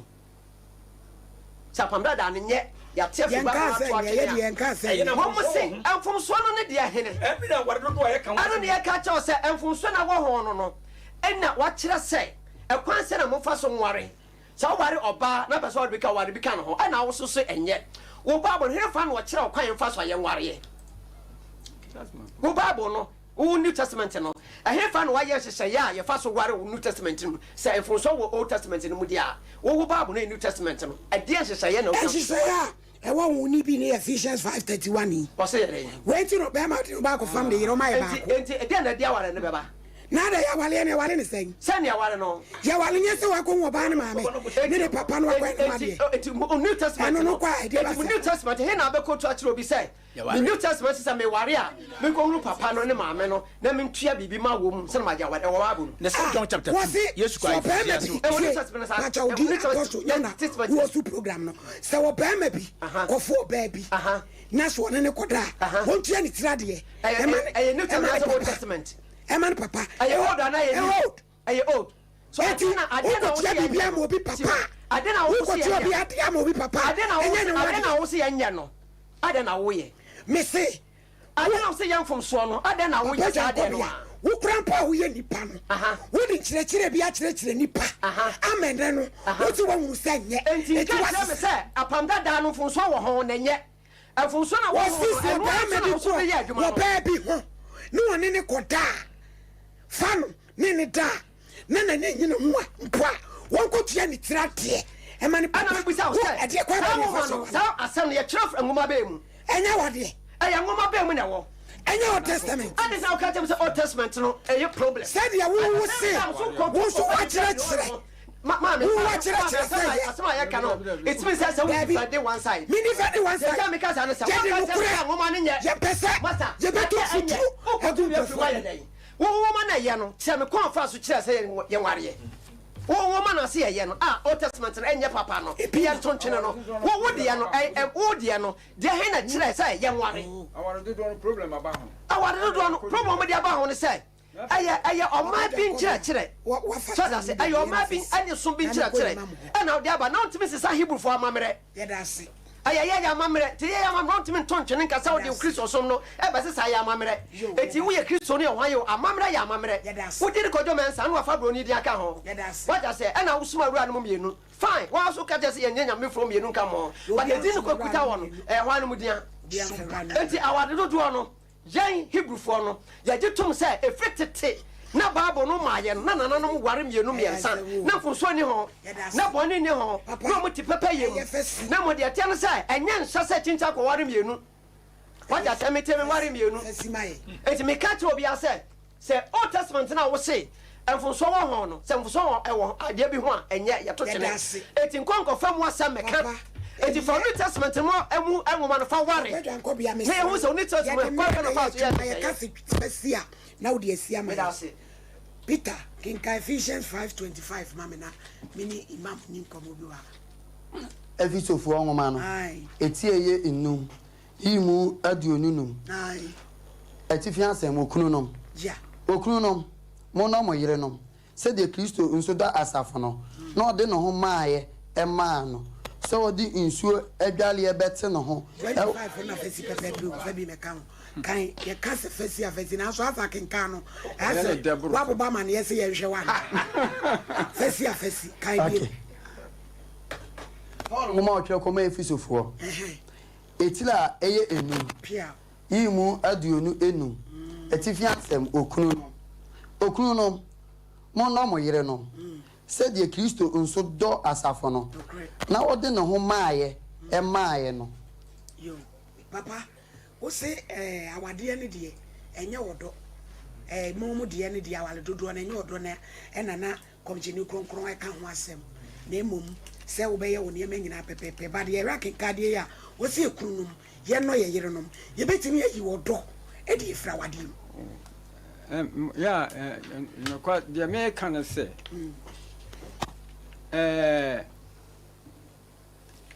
say Bible na Quran no enka baabia say menka say aware nyo do but say wo beka say wo ware mienu a do wo mu nyina pepepe no ene de Bible bia nka sa commission o ka che say ye ware dofo akoma no ene do yi do adi na momo se sa akoma nkra do oba na ebeduru brebi no do no be kofom nti se adoro kofom fa hu mo bro hye ho na mom ba bie no obeka se wo yure no mu mienu do obo nyina pepepe do akoma adwuma enya adwena adwuma baby nti no untimi no nipa mienu no at the same time but adel no kredie so de o kenkan sa Genesis ya no kredie na ye nyankopon kan wa se wono anyame no kra nim se do no de ebeduru baabi no baako de wo be do na sene baako o se do no da so ho but o do baako sene baako but so obeka se wo mu mienu nyina do mo pepepe ni de ni book bia mu na mo be do bi asene baako nti nyame kra nim se do de ebeduru baabi no even kura baako na wo do no pa no pro sene baako no ebe ye kakra no kra ne do no so ate nti won ka se do mu nyina pepepe secondly one said me American say a year can me apam foforo say apam foforo me nyahu baby a waka say de wo kan nyina so mo do ho so de sipa say nyankopon say aware me no ware wo de sitwan say the Quran kan say mienu mensa untimi aware baako wo de sitwan wo mo nche mo baby a kira say nyankopon say obi ware o yire na obi de baako be ka ho a na wo nso ayi o de ne ho na ma be ka baako ene de nso egu esi say nso we mi hwie we say egugu we mo ayi nso baako me san hwie foforo bi guma ayi nsuo ba ko enchange ye ana ya na omo ka say Adam nyankopɔn bɔ ba ko ena de ma no saa na otumfo nyame bɔ na de se nyankopɔn bɔ ma mienu na de ma na Quran ne se de nyankopɔn kana asema nyame kana eye wajib ane de eye nhyɛ nti nyame ye na ade bia odi free low so no se nyame bɔ ma mienu ena ma Adam a ka ye nhyɛ se obi a ware a se at the same time no ware ma mienu anam se nyankopɔn pɛ se ɔde how to nipa so nti no ana ɔde baako ema no ɛna baako na akyi no ɔka kyerɛ yɛ sɛ na wogi tum so ɔde baako ɛna ma no nanu akyi no ana ɔse wɔbɛkyerɛ mu sɛ wo dina ware bi ka ɔnyɛ sɛ bia mama baako pɛnti na no anafa nyankopɔn sɛ ɔma ne mienu a enka yɛnhyɛ de ma obia sɛ wo ware a ware mienu ɛne nka obia wo ware mfoforo a wonya ma mienu ahoɔhoɔ na ne nka wo ware nanso nyankopɔn anim sɛ ɔyɛ ne saa ɛbɛyɛ burden de amaye this obia ware mienu ɛno nti na ɔde baako bae na akyire no wasen abɛkyerɛ mu sɛ wo ahoɔden a ware bi ka ho na ɔka sɛ ɔmfe pare baako no yɛyi na oyiri wu a nyame mfa saa ma oyiri wu a wo nware wakɔfo obi dia sɛ no de owu na wakɔfo obi de obi mfe pare na ɔwɔ akɔfa no me mfe pare yɛyi no me nyamba ware no wo dia wu a wo wase abɛware me wo dia na trase wo dia na ka trase mfe pare na wo dia wo mfe pare na wu etu ko wale bi ma because eno na wo kan o se nyame wo yi mfe pare baako na de bo a ayintini o ma yeye baako mati asem na be wo be de no na se wo pare baako na de be de ya na wo mfe pare na wu a wo be fa me de na me ba ha na be fa no ya da se eso yanko se utimi ware bi ka yanko ton de emra se sia mpa bo cho bebre a bishop 75 Sompa enterprise and a year free Gyedie empemprade hutwa jewelries say ye komade ensomade abakonkawa de de to yensa enkawa ye de hyehye a bishop f papa ukra 4 cedis ubenya kawa ukra 5 cedis ubenya chain enye say poponso etufuo ene maako ubenya bi ye wo mrom kumase ade hye market echi Gyedie ade tonfo nani mu te papa wo be frɛ yɛn wo 05 98 58 5219 ana 05 54 30 4135 now ni abishop entwetwe enkomo 21st clinic or see we are the sciatica experts say stroke no yade diabetes esichire yade mojabroso tipaye den ya waya enko na de am ya Gyedie no so oto asentin a efiri oto ase atwe besi una akokomu na ntini edura na jo antumi na obema bi yes wo kɔ ne yere ho a na atwe na adwuma ni nyina na ate akotum bomoden so obekɔ 21st clinic ye won kransa techiman kumase sunyane branches ne doso 0540311311 nani yen emo enkomo Gyedie marketing agency for na di miso fruit drink abba ye wo 2 flavors mango drink mixed fruits and a Miza 5G energy drink and grapes guanana ginseng grapefruit and a green tea wonu bia boy hye ni padua na ma ya dwuma bre dodo a wonti bre bia e mema mote ginseng no dia monim e ma mo be ma ne ya dindindi se dua wo sura ja wo so pila e ma de ya kikan wo be wale be me ensa wo so a wontumi mo bre bia la ene ne fa so bia ma so po be bi tena na fa ba ko no a na mom so tumi no no bi dia watumi ni wom de asi ani Sompa FM Kumasi ubenya bi 21st clinic ubenya bi any branches a wodi nyina so ubenya bi 3A Eba Center yani ye day 3A co capsules abba eboa siade koko ayamtim wo hawo ni nyina eye free ho na ede amayen free 0546 107 107 ubetimi do ajato de na ba we aye bom wa ha no hye ne nso se Kumasi Sompa 93.1 Wamafa Sunyai Sompa 98.9 Wamafa and Gransa 90.7 Burapoya Bepia Yedem Sompa TV ye wom and a Facebook unsu ye twabunti and we are singing na and I should Gyedie ntebema ojaton de no akwanimo ye be yan chakra say no yɛda so agyina baabi agyina as apostle Bible no muntimi ma yɛhunu dam baabi dam a yɛgyina sɛ waka ne dam awale dodoɔ nyɛ yɛnhyɛ dɛm faade ɛhɔ no ne baabi a megyina sisi a ɛti mo ma yɛhunu na yɛhunu sɛ adeɛ no so wɔ hɔ na moboa pa na mode atɛ ɛna mo ma yɛhunu so a mo ma yɛhunu sɛni wɔn so a mo ma yɛhunu na sɛ papa dwa nkɔ bia deɛ yɛ a wɔkɛn na ɛno kora mo ma yɛ nyinaa nkɔdi akyiri na afei yɛ Hebrew papa Hebrew for mate wajome sa Juda busuakuo mu maa ni bia wo ɛna mete asa no anti mumie mu ai mika ho ɛna yɛn tumrika ne yɛn kɔ Matthew no Matthew 19 verse number 9 to 11 Matthew asempa eti edu yeah 9 to 11 no 9 to 11 yimu dunkono yimu enkono ɔse na inti mesemo se nye adwamamo inti na obi gyaa ne yere na ɔwale foforo a na wasɛe awade na deɛ ɔbɛwale deɛ wagyaa no no nso asɛe awade asuafoɔ no sɛ ne sɛ onipa ne ne yere ntem asɛm sesaa deɛ a na ɛnyɛ sɛ wɔwaleɛ ɔka kyerɛ wɔn sɛ ɛnyɛ nipa nyinaa ne bɛtumi agye asɛm yi gye wɔn a wɔde ama wɔn ɛne yɛn kristofoɔ yɛn na wɔde ama yɛn wɔse nipa no bi wɔ hɔ a wɔnyi wei ntom sɛ wɔde dodoɔ yɛ nyame antia gye wɔn na wɔde ama wɔn nti obi a okuta Christ bɛda asentina John 14:6 Yesu ka sɛ me ne kwa no korɛ nkwa obi ntumi ma agya nkyɛ so nam me so obi si nte saa nti na mekyerɛ mu sɛ yɛwɔ nyamesom yɛwɔ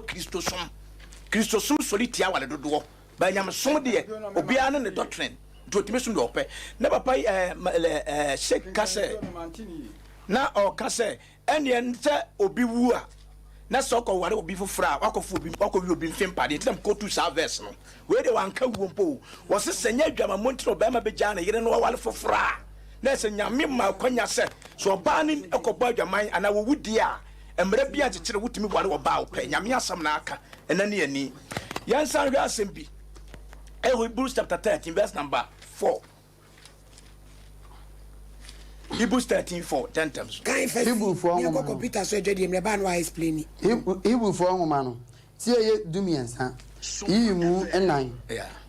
oni awade ni ade nyina mu na ongu awade mpa ho fin efi se nyamamofo ne awaresefo de onyankopɔn bebu wɔn ntan obebu wɔn ntan ye ka so bi asa ya wade mpa sɛ obɛba obi awade ho no wagya awale na ma wo no wakɔ ɔde su kɔ bebrasi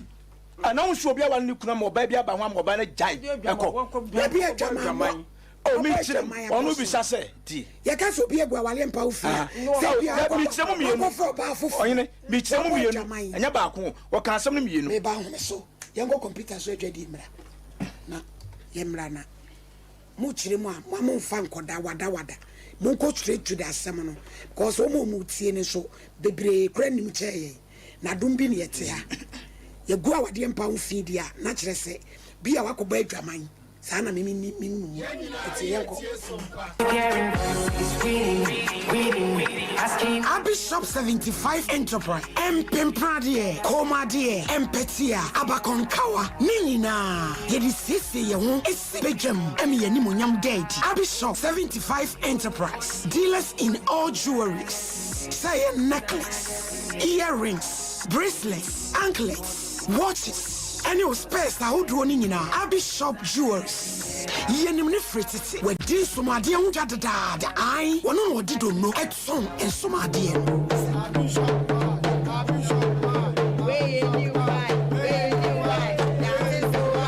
say wedding rings engagement rings die wo pia ye on set wo ho ene ye woni baako Bishop 75 jewelries wɔse wo gye aware woyɛ suna woyɛ kɔgye mu ade bia ɛma wo paa ne pɛma wa ho siesie wie mu die deɛ ɔde bɛhyɛ waso deɛ ɔde bɛto kɔm deɛ ɔde bɛto nsa deɛ ɔde bɛto nan a ɛyɛ jewelries deɛ ɛyɛ abish kumase yɛwɔ mrom plot 17 adehyɛ market akyi hɔ a abi plaza ɛdan kɛseɛ nim adwumayɛfoɔ no anim ɛdwoara kɔpem memenda anɔpa no nsia kɔpem anwummerɛ no nsia abish wabi mo a mopɛ ne dodoɔ mu atu ɛne baako nyinaa sɛ yɛ jewelries deɛ a ɛyɛ abishop 75 enterprise frɛ yɛn 0598585219 anaa 0554304135 Abishop 75 Jewelry Abishop 75 Enterprise dealers in jewelries Abishop yewo nyame. Why keep hearing voices reading.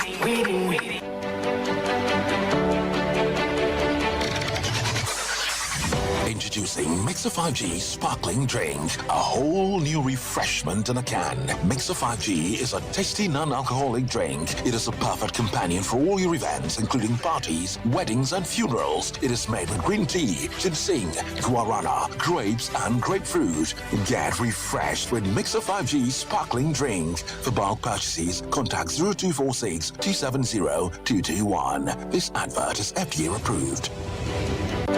One am tesa wo ba no se wo Canada. Oh, woko, okosuku. Na yesi eja pe aba no nso okọ na nso no de okoye adwuma. Me say, amanfo akọ no. Enya gro. Ja ye no ho na de won kosa no. Oh, Express Group for ya. Express Group. Yes, Express Group. Obia na nya bre. Pese otukwa akwa ama no ne de. Wo de obekọ simple. If you want to study and work in abroad in any of the advanced countries like Canada, US, Australia, UK and Germany, they will take you there. Let's say a visit. And now Tonswa will call Dubai, Canada, UK, USA, Australia, and Germany Numa, what do you say ya Jumaswa, or Dubai, Qatar, and South Korea. And if you want to write an international test like IELTS, SAT, TOEFL, GRA, and GMAT, they will assist you to write. Asa for labor, runabout wa, and crying. Kanachi First Light, Tema Community 18, Lashibi Goy Filling Station, Sunyani, Silver House, our High Court, Tamale, Ayama Building, Tamale Teaching Hospital, Takrade Market Circle, and our offices. Our Mabebre, so telephone 055-555-0067 and 0249-000448. 21st Clinic, yes, sciatica expert. Sciatica no, o nerves ne wo to ase na fa wo siremu, na fa wo nansia besi ase ho no. Se ho techema eno ene ye fa ne sciatica. Na etimi bubu o to ase ka wo se dwe wo sirem, wo je wo ba bia enye. Na no na 21st Clinic ba ye adwuma pa wo mu ye ntia baso bo ma je ne wo Ghana ha, ene amono ne enyasam ketewa. Womuji international awards ahodo womuji local awards ahodo na anu nso na womu be the only sciatica research and treatment center in Africa bibrim ha no ebi ni baby agi 21st Clinic nkoa womu de bibiduro ene besa o yare no masa de machine aka ho eya yare sabia yare bia wutimi de ko ne mama de ba ko a womu gidi womu pa no eye sciatica ena stroke nso de kwa diabetes ne hypertension ne ade ne ade Ghana ha ba bia womu ho 0540 311 311 0540-311-311. There's a 21st Clinic. Woman is sciatica expert. 21st. Yama awefo nyina akwaba. Show yene anu ewo Sompa Kumasi nintifo suo mu nyina agina chire production no mu nyina de enwa agimu a jeso tum se nya sam keto akra nyame hira obibia ya wo boana yate ye ho woni ema bi ase yesu ade sebi yes said the chire no obeti niema bi ase wo ho enti me meti ayi nyame na me no me be ka chire wo chinchin atwan sa walo dodo ye anasa enye wo Bible wo Quran wo Gyedie bi a wo Gyedie na wo fisu se eno na ye na beboa wa wani ye wo asem me enfa me ho because at the end of the day no tuturbentu nbo na mkodiro tumfo nya kopo animu a obi aba akobu na ten enti metia me mebu me de na so tifie so bebuo ye wa hanso bebu nti yesua na de wo hwe beboa wo no no wafa apostle oyene me wo so ye wo simensia pe ye be fa course nti brief obi am no tew se me kotu quotation bi na me chirim na wo kasa no de wo kasa fa adwamamo se be ma ware wo ba na ofiri oba na chikofo oba afoforo ka ho a so won so ogu na wale enti na okasa odwama moni no wale selfo de awrade abunaten nti se nyankopon fra so na shake kasa hene ne watro se na ne bone ne sense obi wale miensa ti the Bible ka we kira won san kasa bi yansan first Thessalonica chapter 4:5 na mawie Thessalonica 4 onma edin kan 4:35 eti enan yi mu miensa edikosi enum etifia asem abrabomu ahotie na ye ni de onyankopon pe ma ahotie se munyi mu humfiri adwamamom yi mu nan so mu bi nhu so obenya wono a ne yere ahotie ni anidiem yi mu num enya akono ani birem se amanaman a wonim onyankopon medas obi ahwehwe ne yere ba akopɛ ahotiem ye ne ho ade amamere kwan so amane ye kwan so mabusua ye nyini ntum uwia enye akono bɔne ne akono ani bere so se de binom ye no no nti obi aware wo ba o ka se wo dɔ no a waye amamere ne asade a ye ma ne kadi a kire se man nyina mo no wayi no na so ani nanu na nsa konya sika o se masaka wade obi asa be ka ho ɛna o ka se no ya amama ya wonnim nyankopɔn o na ye sa edase aso pani so mame musi Bible se awale ba ko ne ye enso mu asofo yi bi obi awale nso ne mpran sofo ye miensa ti na kire se ye na mo de dada ya na sesen sade ne nye de a adan wafa ba ko na aye ne ho ade na kire mpran fo nso be na e ka ho sa no ene sei aye na da wono de dada na ho wono na dada ti sade mo nyo mo ade preko mama mpran fo mo fa o mo de si o mo sofo bi a mo twempran obi ne nim se me mpran me girlfriend da bi o mo de si na nyankopon ye bi ansi no Bible say ginsi na twetwe ne ba ko hu manyina enti so wo ye sofo nyame nipa na we wadwen se o ka awade me no ho nsem na secret o yes ya the Bible say temuda no ne ma hinta nyina nyame yina di dan we be pio ne me nim na ka bi kasem kire mo se wo fa me nya vision bi na machine bi so na ebu aten e wo ko tani mu na ade bi ofiri nkura be wi ano na e twa kire ni nyame tufu atemu no onti fo bibia nsi te hinta nyakopon ta fere mo frase ko pem se obewu enti se wo ye sofo wo ye nyame ni papi na suma se wo di dwa besie mama ye ayi nko ma ayore sem ko bi nko na odi nuro bi nko na eye nyame dwuma e de boa eni ne sofodie bi num de okoto ni ma bi eboa e de so nyame di ye kata so wo de yesia wa awie ye no nyame be wadi enti nyame o ye ba ko ye mfa bi nka no som ho ne nyame ye mo no na dwuma yem se me kwaji tumi mi di aboa urade e wona dwuma dabi wo nyame wo da so gira ba bia wo gina me da so gira bia me gina sa wale dodo ai enye Yesu Kristo ne mabia na making can first no Mark chapter 10 no Yesu Kristo aka say ndi mo ye bo atade mfiti asa mo ken kaida mo ni mate no wase ya ye ni me so adantra ka mo se o mo se boa payo ndi ayi kan sem bi as well saying Romans chapter 14 verse 22 ken ka mame Romans 4 ngoma no etira edunan imu aduonu mienu 12 imu 14 12 imu dumienu inti afei ye nyina bebu yan ho akonta maako akire nyankopon mo imu dumiensa inti mumma ye mu ye ho aten bio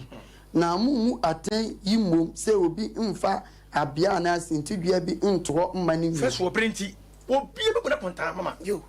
sala de tie nti wa ne me kan se wo Gyedie wo bia no wa kura so afa se ne wo se Romans 14:12 kan no se wo Gyedie wo no kura so fa mo tietia shake baba imam mama me da make say still no o muntimi convince me no kwasem secondly papa ye asem o kan ye no say o say aware bi wo don obi ho a the na Bible no percentage obi timi hyeda yes o do ba bi no ko ware no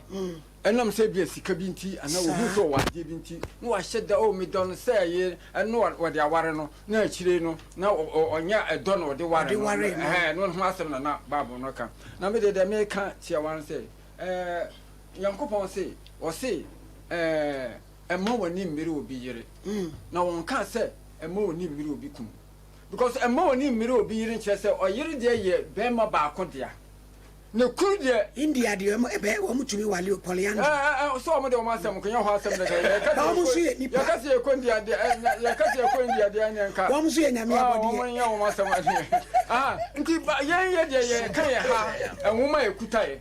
yekuta Quran ne ba mu sisi ye nti ono Nyankopɔn se emma woni mmire obi yire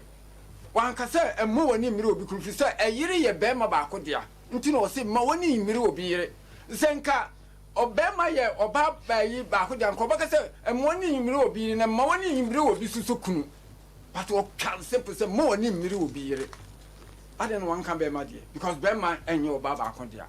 yo nti na Quran se utimi ware mienu miensa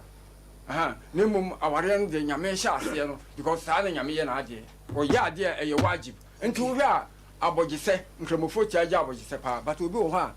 nti ano ne ye friend sunna enye nyame ne kan ye se nyame ne kan ya nka wuni abogise nka wo ye kramo enye but e ye sunna nti saa na nyame o kasa papa janko bia fa ewie ko 2 Corinthians 11 verse number 2 man Korinthofo ngoma etoso mienu si dubaako yimu aduonu mienu na ninkunu a metweno mo ho no metweno Nyankopɔn ni nkunu na magyemo awade mama be ma baako se me de ababa wa efi nka no me koma Kristo mo nti me djuma awade ama be ma baako New Testament ka me djuma awade ama be ma baako is all kind of say Bible say be ma nware menu dia me djimo no ye de na ye pura ayadodo ka bia ba so se be ma baako ya bo se me djimo awade ama be ma baako e ma du eti ma wa be ma baako ma wa sem na no sa no ka so se oba ne ho kan fi wa kan be ba wa ne ho kan fi me djimo awade ama be ma baako pacho what I say very good na dia me ka kire nyina ne say Abraham na ne yirim ye mienu so Nyankopɔn kan say for na damfo fine and Nyankopɔn no wa sha ba che bone pa 90.7 FM 2 David yirim bebre Nyankopɔn say we am akoma the man of my heart David so na ne yirim eye bebre Nyankopɔn ka kire Jacob say udi Jacob no asesa no woni Jacob biem anya me ma odin Israel ma wa nyina ka ho me ma odin Israel enso fa ne eno na wo te ka chem say wo ye Israel ni papa pa na wo de odin ato so Israel ni na ne yere no ye 9-4 na so ka chem say safo nyina ba hye dia ene mu ni Abraham kukumu koda because Abraham ya kodem no ya kwhye no na say kwhye Abraham ne yere no bebre ya kwhye Jacob ya kwhye wenum no dia ene na Christopher no by David Bible na mukura mu da bia David adwonto amobon na ne yere no ya say ene ono watima tro empire amamo amobon ne nyina wo be ka chem say enfumso ho a Christopher ntie ne eya osom eya hyehyeye eya asori hyehyeye asori apɛ no wo mo hye no fa ne mom eya mamre da ofri wiase mfitiase a obi ntime sesa no o ma bia ho ne de papa janko bia first no preachi say awale dodo enye by say no wa hunu say bu han no eti wa kokuta Hebrew fo buku taba si buku ni di say tanak ti anu no de chire ti wo petanak no kwa wo wo pe baburu no aho kwa wo ena Quran ne so de wo enti wo a papa dwanko bia chire omri bi atwam say awale dodo enye na ebi a wadi akire kowuo no sese wasesa enti ajiro obenya ho yankwa wo mane so 0598 994 994 Hello Pajodin baby akase free Yetio Pacho matam ne say discussions now discussing na the person ni bisa Christians almost say apam dadanye and so yes you now mudimechino okache say Moses the so man Moses in some of your family yes one dia na say munji ni yes nindi and no can say oba say obehye ma wanka to be different it is a say in some kind of dadanum multi different eduma na mu yi bi free say eno de anya ya to atwen nso yesu ba no wanka say obi yi free o so o be share ne ma oba no watwa ne tia na onu e bi so elu hello 90.7 FM hello Udin baby how free okay hello Pacho Udin baby how free your friend or say Myanmar me firstly kuma say mo program mo ye na me yi yes Matthew hello eja etie wo so Matthew chapter 19 hono ana o kinkan no a verse 3 no isi supi e wo Yesu anu mu asem a okaye say aware eye nipa na ahye ne mum enye de efri yankopon ti me pese mu bakin ka ho no ye bre ni nti ka se be kan Bible fufura ni hello Sompa. hello Pacho Udin baby akase free me bacho me ka kuno ma fan so no Gideon yo Gideon yankwe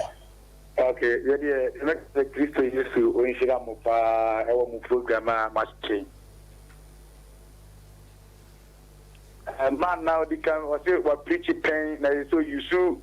here can say Hebrew for book bi the me pato ya we nyina na say wayira so what me ja Bible oh no so you so Hebrew for book a this means on san ko na back and ye kas aware do say aware do ye enya no kreda say aware do ye say Christo ni paare because Yesu Christo yes say nyankopon o wa ba na nyankopon yere ni Israel e bi a so de e kotia fa minimum asu hello Pocho Pacho Udin baby akase free Udini baby akase free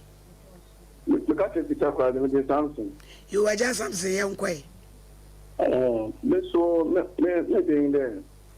as of now one ka ko ro no asam no ka consider papa as we working now your reference between no more ka say Adama wo bo be no wo the car no Adam le no ye no wan ware no o wo bo no be oba no wo the man asa na chiri aware olba nso osone Adam le no dike wuda akada na so wa ko teda na ebo so be teda won jawa pa so le buban 90.7 yo nti Adam le ne ya aware o wo bo no yakopona ka to ka do ba de na egene yin betia yo nti no yedase ejam fante hello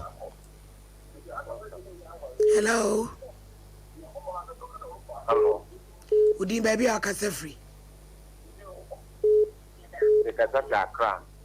yo yetie o Pacho mo program no fine but nipa ne kasa ma o ka de op na kuma na esi anu de yede na e adwuma nti akase be ma obi akade e wona koma mu nyina de ase be ba najo e be ba o kina no pane e da so tia papa yede mre na e adwuma ti so so obi be frɛ ne ma ne nka free 1945 asemo ene esi en so rio adawodo ma hello Sompa FM hello Samunyela ba konka ona asemu so mate atom Udin baby akase free pachibo onso na line sing na good day hello Pacho Udin baby akase free Baje me din bia Abraham de me free nkoko yo yanko Boacho e bia ba yo bia be kopon kase so eja yanko e Bajo pa so na say o di janko bia se wan no jajo anko bia last month and the great wa yira kura onim dioka abene uno so mo na mo tu ne ba to no ka bet no no kam wa se wa yira kura njo se sana bi yo hello hello Pacho Udin baby akase free Benjamin Amasama. You were jabbing, young quay. So let's not say a piece of phone. So many up with nothing for. Was it a Christopher Friday? Miss Uncle Nachu. I ain't you sold them or one so on. Then they say, oh, I Muslim. That's not what me about me and I'm somewhere there better. Then say, Obano, like, oh, not such a thing, oh, crunchy. So that's it. I don't put the younger point day on Tokra. There's opera and Radical Mount Sunday. I saw the most of the say, wow, we about while you are still for President. Don't most of them so. And you think I saw that and go be a big journey. Yeah, that's it. Hello. Hello. But you didn't baby, I can say 90.7 FM. When did you come? Because of I fancy you, yeah, that's it. Me pete ye shadi o Matthew chapter 5 verse 17. Ya time no the Bible dey yen kan bi mu. Kira wo kiro to. E ti se woni mu akan kira yen. Okay, aware do enye. Yo. Aware do enye because ye hwe Abra Yesu e ka kira suafo ne se ono no baaye na wa mbete atem no. Ana se obaaye obehye atem no mu ma no. Oyi ensem bi afiri mu esan se dientia oyi asem ni bi firi mu ni se jamambo nti oyi asem ni bi firi mu anti na oka se your friend say yo echire o kai ya no wa ba why hello hello FM 0598994994 hello Nice and sushi. Hello. Dear Marty, just will be free. Yes, some. Hello. Dina so papa to so atia to mo want to crib baby na fa free. Hello. 0598994994. Emma mukunu mu to credit mama mo fan free kakra. Hey. O mo fan free. Say ya no mo de ye ni. Ayasemo. Hi, hello. Yeah, hello. Pachodin baby akase free. Maybe Mr. Sompa, Mr. Patrick. You are Jeffrey boy enquire. Mr. Semetra Madin say. Over one million, a papa, a sense of the pastor, not so the one about it. Now the soul great and Nakuna make her say. So we have to go back to what of me. So what's going on? We can well be and the American in now which was also any need to everyone abroad. It's our it is silent. Medas.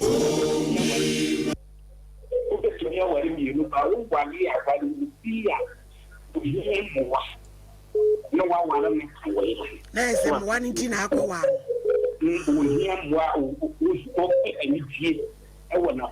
Yo, yes. And in young come umre. I am Wawamona. Hello. Hello.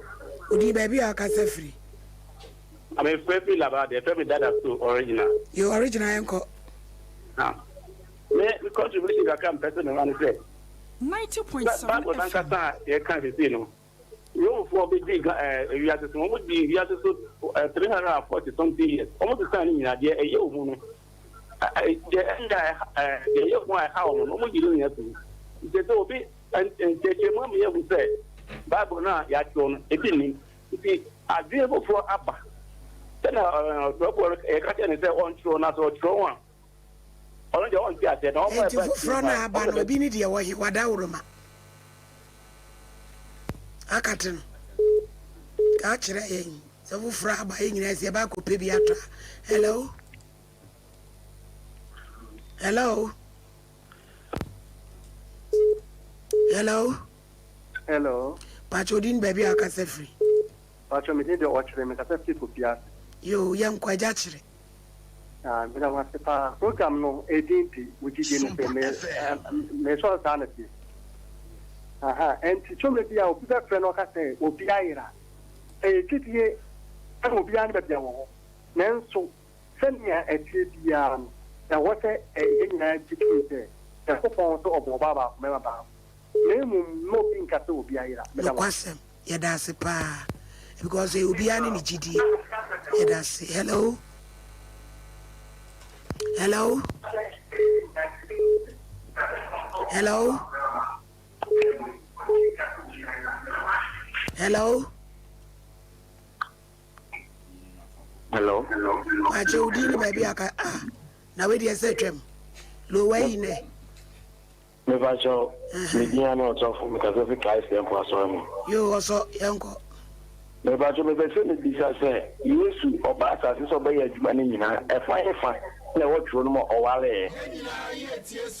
awale dodo awale utimi wale dodo ana so ntimi wale dodo onyankopon amekwasha to so ni onyankopon eden na odebegu afen yetimi mu sa ndo ye betimi awale dodo se eta na se ntimi ba cho nyame nka mo etu ko kamera nsemudua eniema ni nyina agu mebo abra frem. Hello. Good evening, baby. I can say free. Me can say free. Kumasi. You. Me pacho papa na ono so you see Hebrew for book no. Problem o me say baby chem no say aware dodo enye and o see ye dey say o tuna on message sana no so no dey mo fa na say mo nto nche. Gyedie me ho ne say Bible no baby a wa kan susu twa. Ami ehu sa aware dodo enye na nso no say ne o kan o si green we be kan Bible. Oh, so what here? So what be our betting? I can't actually. More program. Problem is, yeah, I'm going to take it to you. Say, or say, a date for run any Bible. Let a Mukita Bible, one of my own kind of Quran. One would also want for Quran, Nabra, Sano man day. Maybe I saw for the Bible. Obi oba program so when we talk kind of prayer didn't one for Quran. Problem one who walk to watch na de na wako tu me kura se me ko tu Quran bebre me ko tu Quran bebre man ko tu bi eya munya botire mu aya amofre no ya munya botire kakra ya muntie na munya botire kakra wai na me tie kura Quran me ko tu ye eye kura ketwa papa on to the property I was our what kind? And you won't see last week. Shaky cracker. Papa. What transit now issue? Hello. Hello. Udin baby I can say free. Shaky ye mama actually baby. Hello. Yes, Remutia, tea free fitias here. Hello. Hello. Pachodini baby I can say free. Yo, Papa Yanko.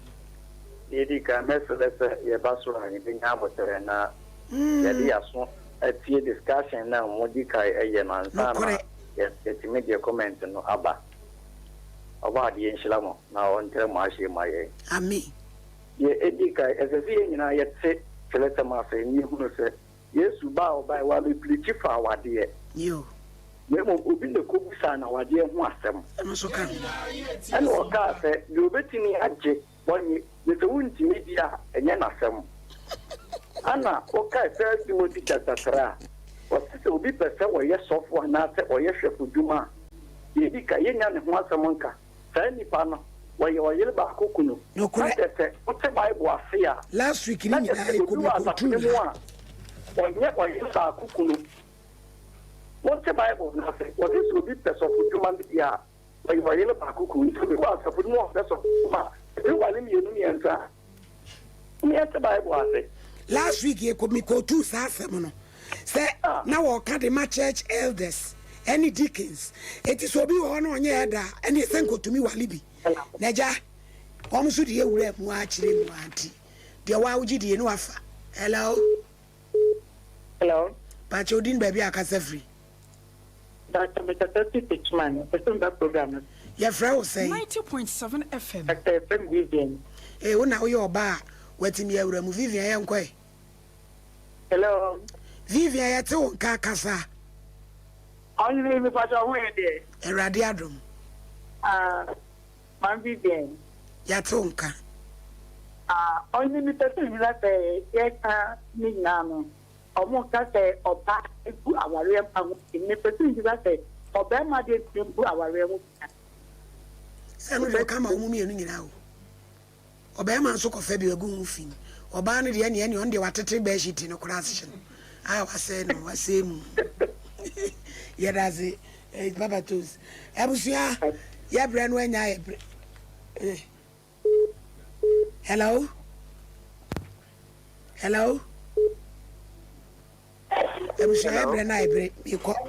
Would you baby a cassa free? Sompa FM. We can say Picasso. Mammy, you didn't baby a cassa free.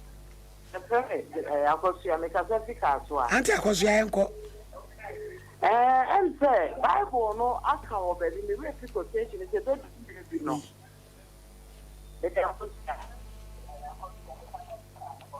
Who refuge quotation? I will not catch a bedroom baby crime. Obey mother worry my hands.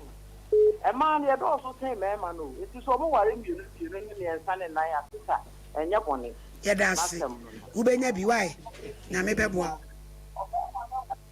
I saw Penny some J. something.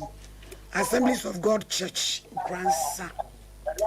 of a boy Juma, Apostle General Moiso said, the Voice of Power Ministry International. Sechiman Emmanuel, Papa Emmanuel Usu for Joe, alias Jankopia, or say Ukra Hebrew, Bukuri Freza, the Refedirium de Tiba, say Tibalio. They say, no one in an anum, children, one you cramu. Na me kura me Israel asefo ni bia te eno na ejinamu na fe Alhaji Ahmed Osman Yeboa Chief Imam grandson North and South Papa Beboa ye Bible reader wo su Peter na chu so abobamane said you fa ne ho ba adwumadi eni so no yasam keto any producers no mo doso bojibo ofia Bras Philip ofia Papa Toso ha apam wa international systematic wa ni fikasie mu so Mr. Rashford Court na fe Emmanuel Sego womo boy edisho bro as usual kusu abwatwe ya dom baba kwa oda emememu odudu obribi ono so bo adwuma pa ani otumi se niam giregiram so mpache de yegusu a donations no fa breyen shane so 1 November eni ebetwiro din no na sa bre de ye gisika ye gemu ye gi anwa ye gi ntade a eni da ho nye de ne to atete fabra na kremufo munye zakat no bi mai na wonyame nhirae number all this can beto so 059 85 59 802 059 85 59 802 edini etawan media yeshia china e wo so mpan komoso be be bola fremo yinini makraw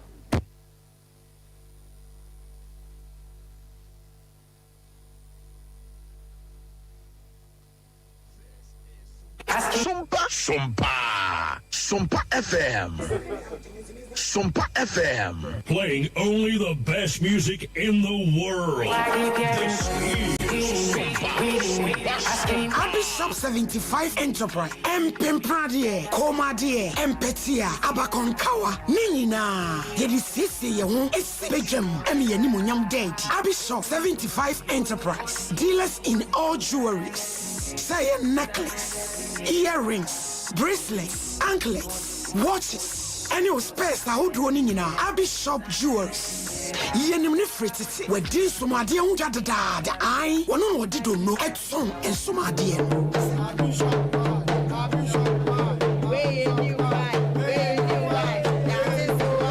say wedding rings, engagement rings, dear pia ye on set wo ho ene ye woni baako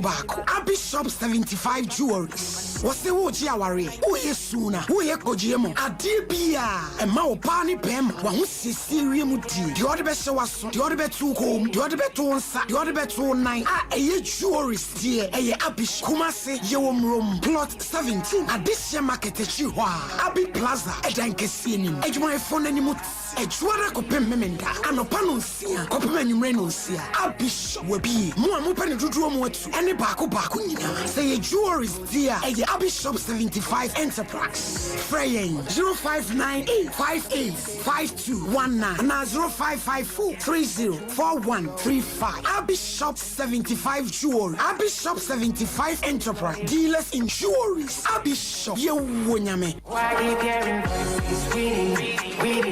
asking.